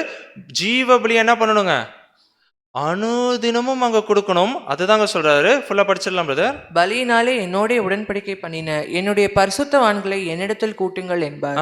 அப்படின்னா என்னங்க, அவங்களுக்கு தான் என்ன பேர் கொடுக்கிறார் தேவன், பரிசுத்தவான்கள். அப்ப தேவனுடைய பார்வையில யாரு தான் பரிசுத்தவான்களா தெரிவா? ஆமா, வெறும் உடன்படிக்கை மட்டும் செய்யறது இல்ல, உடன்படிக்கை பண்ணும்போது ஜீவபலி கொடுக்குறேன்னு சொல்லிட்டு அதுக்கப்புறம் அணுதினமும் அவருக்கு பிரியமான ஒரு வாழ்க்கையை என்ன பண்ணணுங்க, அங்க வாழ்ந்துகிட்டே இருக்கணும் அப்படின்னு சொல்லிட்டு பார்க்குறோம். அப்படி வாழ்ந்தோம் அப்படின்னா அவங்களுக்கு தான் என்ன பேர் இருக்கிறோம், பரிசுத்தவான்களை என்னிடத்தில் கூட்டுங்கள் அப்படின்னு சொல்லிட்டு பார்க்குறோம். ஓகேங்களா? அப்ப மொத்தம் வந்து பார்த்தீங்கன்னா இதில் பலி இருக்கு. என்ன விதமான பலி அப்படின்னு சொல்லிட்டு பார்த்தோன்னா, அது என்னன்னு குறிக்குது அப்படின்னா உடன்படிக்கை அப்படின்னு சொல்லிட்டு பார்க்குறோம். ஸோ இந்த மாதிரி இந்த ஒரு பலியினால ஒரு உடன்படிக்கை போடுறோம்ல, அந்த உடன்படிக்கையை தான் யார் ரொம்ப பிரியமா பாப்பா, யாருக்கு ரொம்ப பிடிக்குங்க, இயேசு கிறிஸ்துவுக்கு அங்கே பிடிக்கும் அப்படின்னு சொல்லிட்டு பார்க்குறோம். ஸோ அவங்களுக்கு தான் என்ன பேர் அப்படின்னு சொல்லிட்டு பார்த்தோன்னா பரிசுத்த வான்கள் அப்படின்னு சொல்லிட்டு நம்ம பார்க்குறோம். ஸோ ரொம்ப சிம்பிளாக சொல்லணும்னா அவருக்கு எப்படி பிடிக்குமோ, அவர் எப்படி நடந்தாரோ அதே ஒரு வாழ்க்கையை நம்ம அணுதினமும் என்ன பண்ணணுங்க, அங்கே வாழ ஆரம்பிக்கணும். அப்படின்னா உலகத்துக்கு நம்ம என்ன பண்ணணுங்க, ஆமாம் சாக ஆரம்பிக்கணும். கரெக்டுங்களா? அவர் அப்பயே சொல்கிறார், நான் உலகத்தானா இராதது போல நீங்களும் என்ன இல்லைங்க உலகத்தானா இரா அப்படின்ட்டார்.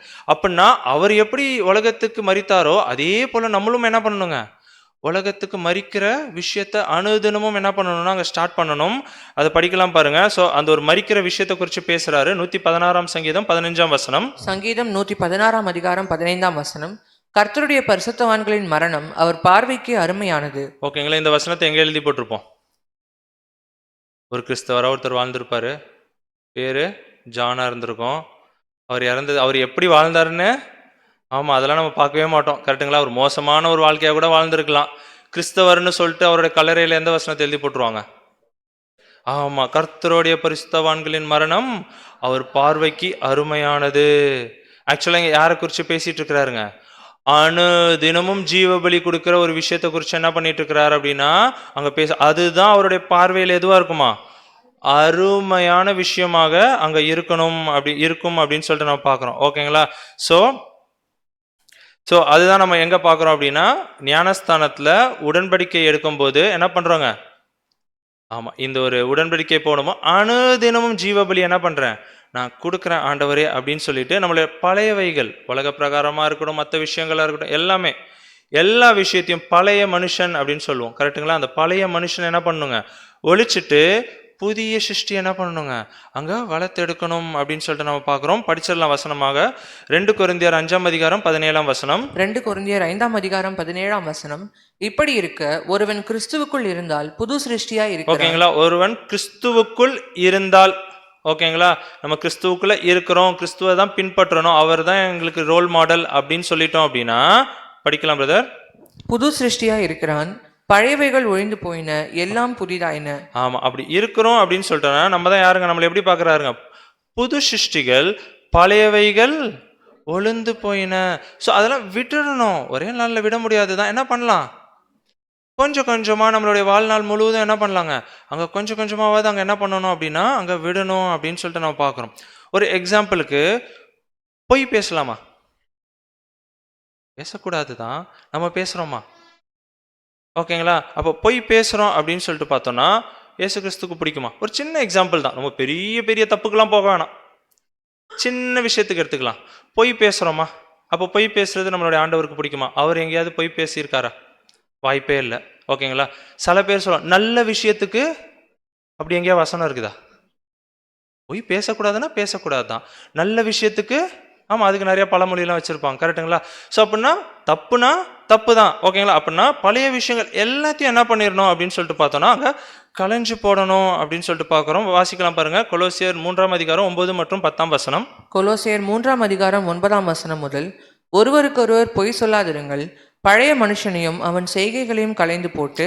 ஓகேங்களா? அப்படின்னா ஒருவருக்கொருவர் என்ன பண்ணுங்க, பொய் சொல்லாதிருங்கள், பழைய மனுஷனை என்ன பண்ணுங்க, ஆமாம், அவனையும் அவனுடைய செய்கைகளையும் என்ன பண்ணுங்க, களைந்து போடுங்கள்.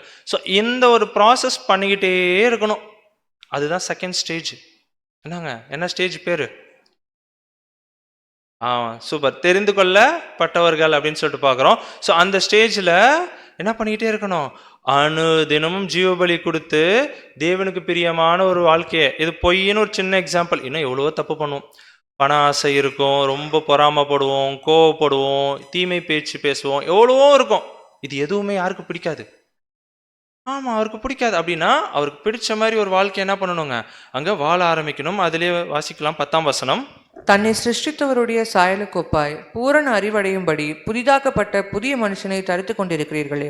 நம்ம ஞானஸ்தானம் எடுக்கும்போது அந்த ஒரு உடன்படிக்கை போடும்போது என்ன சொல்றாருங்க, கிறிஸ்துவை என்ன பண்ணியிருக்கிறோங்க, புதிய மனுஷனை தரித்து கொண்டு இருக்கிறோம் அப்படின்னு சொல்லிட்டு பார்க்குறோம். ஓகேங்களா? அப்படின்னா கிறிஸ்துவை தரித்து கொண்டு இருக்கிறோம் அப்படின்னா நம்மளை பார்க்கும் போது எப்படி தெரியணும்? கிறிஸ்துவ நம்ம ட்ரெஸ்ஸாக போட்டிருக்கிறோன்னா நம்மளை பார்க்கும் போது எப்படி தெரியணும்? கிறிஸ்துவா தெரியணும். ஓகேங்களா? கிறிஸ்தவன் அப்படின்ற ஒரு பேருக்கு என்ன அர்த்தம்? எப்படி நம்மளை கிறிஸ்தவன் அப்படின்னு சொல்லுவாங்க? சர்டிஃபிகேட் வச்சுருப்போம், கரெக்டுங்களா? பர்த் சர்டிஃபிகேட்டு, அதில் என்னன்னு இருக்கும், அதை வச்சு சொல்லலாமா நம்மளை கிறிஸ்தவன்னு? வாய்ப்பே கிடையாது. அதை பார்த்து நம்மளை பரலோகத்துக்கு கூப்பிட்டு போவாரா? 1000 ரூபா கொடுத்தா என்னங்க கிடைக்கும்? அதை வச்சு நம்மளை என்ன பண்ண முடியாதுங்க, கிறிஸ்தவன்னு சொல்லிக்க முடியாது. எங்கள் அப்பா அம்மா தாத்தா பாட்டன் பூட்டன் எல்லாமே என்னங்க கிறிஸ்தவர்கள், அதனால் நானும் அப்படி சொல்லிக்கலாமா? நாங்கள் பரம்பரையாக கிறிஸ்தவ குடும்பங்க, அதனால நான் கிறிஸ்தவன் சொல்லிக்கலாமா? அதுவும் கிடையாது. அப்போ நம்மளை ஒருத்தர் பார்த்து கிறிஸ்தவன் சொல்லணும் அப்படின்னா கிறிஸ்தவன்ற பேரையே 2ஆ பிரிச்சு பாருங்க, கிறிஸ்து ப்ளஸ் அவன். நம்மளை பார்த்தா கிறிஸ்து போல தெரியணும், அந்த குணலட்சணங்கள் காட்டணும். நம்ம அப்படி நடந்து போனது ஒரு கிறிஸ்தவர் போறா இருப்பார் அப்படின்னு சொல்லணும். நம்மளை பார்த்து அப்படியே சொல்றாங்க, புரியுதுங்களா? அப்போ அந்த மாதிரி என்ன பண்ணணுங்க, ஒரு வாழ்க்கை அந்த கிறிஸ்துவ குணலட்சணத்தை என்ன பண்ணணுங்க, அங்கே நம்ம காட்ட ஆரம்பிக்கணும் அப்படின்னு சொல்லிட்டு நம்ம பார்க்குறோம். ஓகேங்களா? ஸோ இந்த மாதிரி ஒரு வாழ்க்கை வாழ்ந்தாதான் இந்த 2வது ஸ்டேஜ் என்ன பண்ண முடியுங்க நம்மளால. ஆமாம், கடந்து 3வது ஸ்டேஜ் என்னதுங்க, உண்மை உள்ளவர்கள் அப்படின்ற ஒரு நிலைமைக்கு 3rd ஸ்டேஜுக்கு என்ன பண்ண முடியும், நம்மளால் அங்கே போக முடியும் அப்படின்னு சொல்லிட்டு நம்ம பார்க்குறோம். ஓகேங்களா? அப்படின்னா ஸ்டேஜ் பை ஸ்டேஜ் என்ன பண்ணிகிட்டே இருக்கணும், நம்ம இந்த ஒரு லைஃப்பில் இந்த ஒரு ஓட்டத்தில் தாண்டி போயிட்டே இருக்கணும் அப்படின்னு சொல்லிட்டு நம்ம பார்க்குறோம். ஓகேங்களா? ஸோ அந்த செகண்ட் ஸ்டேஜில் கேரக்டர் காட்ட ஆரம்பிப்போம், கிறிஸ்துவின் குணலட்சணத்தை பிரதிபலிக்க ஆரம்பிப்போம். ஸோ அதை எது வரைக்கும் காட்டணுங்க, ஒரு 6 மாதம், 1 வருஷம், 5 வருஷம், எது வரைக்குங்க? ஆமா, நம்மளுடைய மரண பரியந்தம் என்ன பண்ணணுங்க, அந்த குணலட்சணத்தை நம்ம காட்டணும் அப்படின்னா நம்ம என்ன ஆயிரலாம். ஆமா, அந்த 3வது ஸ்டேஜ் உண்மை உள்ளவர்கள். நம்மளோட மரணம் வரும்போது தேவனுடைய பார்வையில் எப்படி தெரியும், நம்ம உண்மை உள்ளவர்களா அங்க தெரியும். அதுதான் அங்க படிக்கலாம் பாருங்க, மத்தேயு 24ஆம் அதிகாரம் 13ஆம் வசனம் என்ன சொல்லுதுன்னா, முடிவு பரியந்தம் நிலை நிற்பவனே ரட்சிக்கப்படுவான். கடைசி வரைக்கும் என்ன பண்ணணுங்க, அந்த ஒரு கேரக்டரை காமிச்சிட்டு தேவனே பார்த்துட்டு ஓகேப்பா அப்படின்னு சொல்லிட்டு அவரே கூட்டிக்குவார். ஸோ அந்த அளவுக்கு நம்மளுடைய ஓட்டம் என்ன ஆகணுங்க, அங்கே இருந்துக்கிட்டே இருக்கணும் அப்படின்னு சொல்லிட்டு நம்ம பார்க்குறோம். ஸோ அது ஃபர்ஸ்ட் ஸ்டேஜ் என்னன்னு பார்த்தோம், அழைக்கப்பட்டவர்கள். அதில் நம்ம எல்லாருமே வந்திருப்போம், கரெக்டுங்களா? நம்மளுக்கு நிறைய இன்விடேஷன் வந்துடுச்சு. அப்போஸ்தலனாகிய தோமா வந்து கொடுத்தாரு, அப்படியே எல்லாரும் பாஸ் ஆகி வந்துடுச்சு. ஃபர்ஸ்ட் ஸ்டேஜில் வந்துட்டோம், கிறிஸ்துனா யாருன்னு தெரிஞ்சுக்கிட்டோம். கிறிஸ்துவ என்ன பண்ணினாரு, அவர் நம்மளுக்காக ஜீவனை கொடுத்தார், நம்மளோட பாவத்துக்காக என்ன பண்ணுங்க மரிச்சார், எல்லாமே நம்மளுக்கு தெரிஞ்சிருச்சு. அது முதல் நிலைமை. அதுலேயே நிறைய கிறிஸ்தவர்கள் என்ன பண்ணிட்டாங்க, இருந்துட்டாங்க.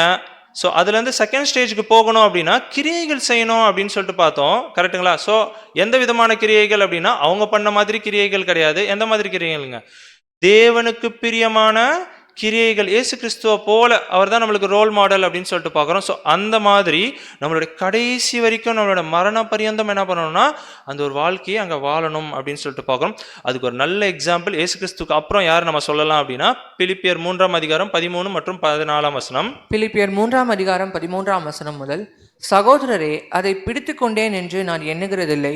ஒன்று செய்கிறேன், பின்னானவைகளை மறந்து முன்னானவைகளை நாடி கிறிஸ்து இயேசுவுக்குள் தேவன் அழைத்த பரம அழைப்பின் பந்தய பொருளுக்காக லக்கை நோக்கி தொடருகிறேன். ஓகேங்க, யாரை குறித்து பேசிட்டு இருக்குங்க, அப்போஸ்தலனாகிய பவுலை குறித்து பேசிட்டு அதான் அவர் சொல்றாருன்னா, அதை பிடித்து கொண்டேன் என்று நான் எண்ணுகிறதில்லை, ஒன்று செய்கிறேன், பின்னானவைகளை மறந்து முன்னானவைகளை நோடி ஓடுகிறேன். இது வரைக்கும் என்னோட லைஃப் எப்படி இருந்தது, ஓகே மோசமாக தான் இருந்தது, பரவாயில்ல, அதை நான் என்ன பண்ண மாட்டேன், பார்க்க மாட்டேன். முன்னானவைகள் அதை பார்த்து என்ன பண்ணிட்டாருங்க, அங்கே ஓட ஆரம்பிச்சாரு. கிறிஸ்து இயேசுவுக்குள் தேவன் அழைத்த பரம அழைப்பின் பந்தய பொருளுக்காக இலக்கை நோக்கி தொடர்கிறேன். கடைசி வரைக்கும் ஓடினார், அவருடைய மரண பரியந்தம். ஃபர்ஸ்ட் ஸ்டேஜில் நம்ம பார்த்தோம், அழைக்கப்பட்டவன் வசனம் அவரே சொல்லியிருந்தார், கரெக்டுங்களா? இயேசு கிறிஸ்து அழைச்சிருந்தார். அதுக்கப்புறம் தெரிந்து கொள்ளப்பட்ட ஸ்டேஜில் வந்தார். மரண பரியந்தம் என்ன பண்ணாருங்க, உண்மை உள்ளவரா இருக்கிற கடைசி மரண பரியந்தம் அவர் என்ன பண்ணார்னா அங்கே ஓடினாரு. படிக்கலாம் பாருங்க, 2 தீமோத்தேயு 4ஆம் அதிகாரம் 7ஆம் வசனம். 2 தீமோத்தேயு 4ஆம் அதிகாரம் 7ஆம் வசனம், நல்ல போராட்டத்தை போராடினேன், ஓட்டத்தை முடித்தேன், விசுவாசத்தை காத்துக்கொண்டேன். ஓகேங்களா? இந்த மாதிரி நம்மளால சொல்ல முடியுங்களா, நல்ல போராட்டத்தை போராடினேன், ஓட்டத்தை முடித்தேன், விசுவாசத்தை காத்து கொண்டேன் அப்படின்னு நம்மளால சொல்ல முடியுங்களா? அப்படின்னா என்னங்க, ஸோ அந்த மாதிரி ஒரு ஓட்டத்தை என்ன பண்ணணும், ஓட ஆரம்பிக்கணும். ரொம்ப ஸ்ட்ராங்காக நம்மளால என்ன பண்ணணுங்க, சொல்ற நிலைமைக்கு வரணும். புரியுதுங்களா? ஏன்னா அந்த ஒரு கேரக்டர் காட்டிக்கிட்டே வரும்போது நம்மளுக்கே ஒரு கான்ஃபிடென்ஸ் வரணும், நான் இதை அச்சீவ் பண்ணிடுவேன், எனக்கு கிரீடம் தேவன் தருவார், நான் இயேசு கிறிஸ்துவ போல ஒரு வாழ்க்கை வாழ்ந்துட்டு இருக்கிறேன் அப்படின்னு சொல்லிட்டு அவருக்கு என்ன ஆயிருக்குங்க, ஒரு நம்பிக்கை வந்திருக்கு. புரியுதுங்களா? அதனால தான் அவர் சொல்லுங்க, நான் ஓட்டத்தை முடித்தேன் அப்படின்னு சொல்லிட்டு ரொம்ப ஸ்ட்ராங்காக என்ன பண்ணுறாருங்க அங்கே சொல்கிறாரு அப்படின்னு சொல்லிட்டு நம்ம பார்க்குறோம். படிக்கலாம் பாருங்க, பிலிப்பியர் 3ஆம் அதிகாரம் 7ஆம் வசனம். பிலிப்பியர் 3ஆம் அதிகாரம் 7ஆம் வசனம், ஆகிலும் எனக்கு லாபமாய் இருந்தவைகள் எவைகளோ அவைகளை கிறிஸ்துவுக்காக நஷ்டம் என்று எண்ணினேன். யார் சொல்றது? பவுல் அப்போஸ்தலர் சொல்ற, என்னங்க, எனக்கு லாபமா இருந்த எல்லா விஷயத்தையும் என்ன பண்ணிட்டேன், இயேசு கிறிஸ்துவுக்காக என்ன பண்ணிட்டேன், நஷ்டம் அப்படின்னு சொல்லிட்டு என்ன பண்ணிட்டேன், விட்டுட்டேன்னா விட்டதுதான், அவ்வளவுதான். அதுல தொடர்ந்து 8ஆம் வசனம். 8ஆம் வசனம், அது மாத்திரமல்ல, என் கர்த்தராகிய கிறிஸ்து இயேசுவை அறிகிற அறிவின் மேன்மைக்காக எல்லாவற்றையும் நஷ்டம் என்று எண்ணிக்கொண்டிருக்கிறேன். ஓகேங்களா? அப்ப எல்லாவற்றையும் என்ன பண்ணாருங்க, ஆமா நஷ்டம், அது தேவையில்லை, குப்பை அப்படின்னு சொல்லிட்டு என்ன பண்ணிட்டாருங்க, தூக்கி போட்டுட்டு அந்த ஒரு ஓட்டத்தை என்ன பண்ணாருங்க, ஓட ஆரம்பிச்சு. ஏன்னா அது அவ்வளோ மகிமையான ஒரு பரிசு கிடைக்க போகுது, கரெக்டுங்களா? 1,44,000 பேரா கிறிஸ்துவின் சபையா அதில் ஒரு மெம்பர் ஆகுறதுன்றது சாதாரண விஷயம் கிடையாது. இங்கே போயிட்டு என்ன பண்ணிக்கலாம், மாதம் மாதம் சந்தா கட்டிட்டு மெம்பர் ஆயிடலாம், ஊர் விட்டு ஊர் போனால் கூட என்ன பண்ணிக்கலாம், ஆயிடலாம். எங்கே ஆகணும் நம்ம? ஆமாம், பரலோகத்தில் சர்வ சங்கமாகிய சபையில் என்ன பண்ணணுங்க, கிறிஸ்துவின் சபையில் ஒரு அங்கம் ஆகணும். அப்படின்னா இது எல்லாத்தையும் நம்ம என்ன பண்ணணுங்க, அங்கே செய்ய வேண்டியவர்களாக இருக்கணும். இது அவர் சொல்கிறார் என்னன்னா, இது எனக்கு மட்டும் கிடையாது, இது உங்களுக்கும் கொடுப்பார் அப்படின்றார். படிக்கலாம் 2 தீமோத்தேயு 4ஆம் அதிகாரம் 8ஆம் வசனம். 2 தீமோத்தேயு 4ஆம் அதிகாரம் 8ஆம் வசனம், இது முதல் நீதியின் கிரீடம் எனக்காக வைக்கப்பட்டிருக்கிறது. நீதியுள்ள நியாயாதிபதியாகிய கர்த்தர் அந்நாளிலே அதை எனக்கு தந்தருள்வார். ஓகேங்களா, அவரை குறிச்சு பேசிக்கிட்டே வர்றாரு. என்ன பண்ண, நீதியின் கிரீடம் எனக்காக என்ன வைக்கப்பட்டிருக்கிறது, நீதியுள்ள நியாயாதிபதியாகிய கர்த்தர் அந்நாளிலே என்ன பண்ணுவாருங்க, எனக்கு தந்தருள்வார். இதே போல யார் யாரெல்லாம் ஓடுறாங்களோ அப்படின்னு சொல்லிட்டு சொல்றாரு. படிக்கலாம் பாருங்க. எனக்கு மாத்திரமல்ல, அவர் பிரசன்னமாகுதலை விரும்பும் யாவருக்கும் அதை தந்தருள்வார். ஓகேங்களா, சோ அவர் எப்படி ஓடினாரோ அதே போல யார் யாரெல்லாம் ஓடுறாங்களோ அவருடைய இரண்டாம் வருகையில் என்ன பண்ணுவாருங்க, பிரசன்னத்தின் காலத்துல அது நம்மளுக்கும் என்ன பண்ணுவாருங்க, அங்க தந்தருள்வார். அப்படின்னா அவர் ஓடின மாதிரியே ஓடணும்.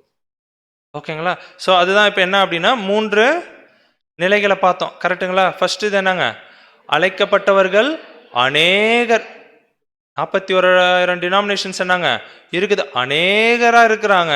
அவங்க ஃபர்ஸ்ட் ஸ்டேஜ்ல என்ன பண்ணிடுறாங்க, இறந்துடுறாங்க அப்படின்னு சொல்லிட்டு பார்க்குறோம். அடுத்தது என்னங்க, தெரிந்து கொள்ளப்பட்டவர்கள். மத்தேயு எழுதினாரு கரெக்டுங்களா, சிலர்னு எழுதினாரு.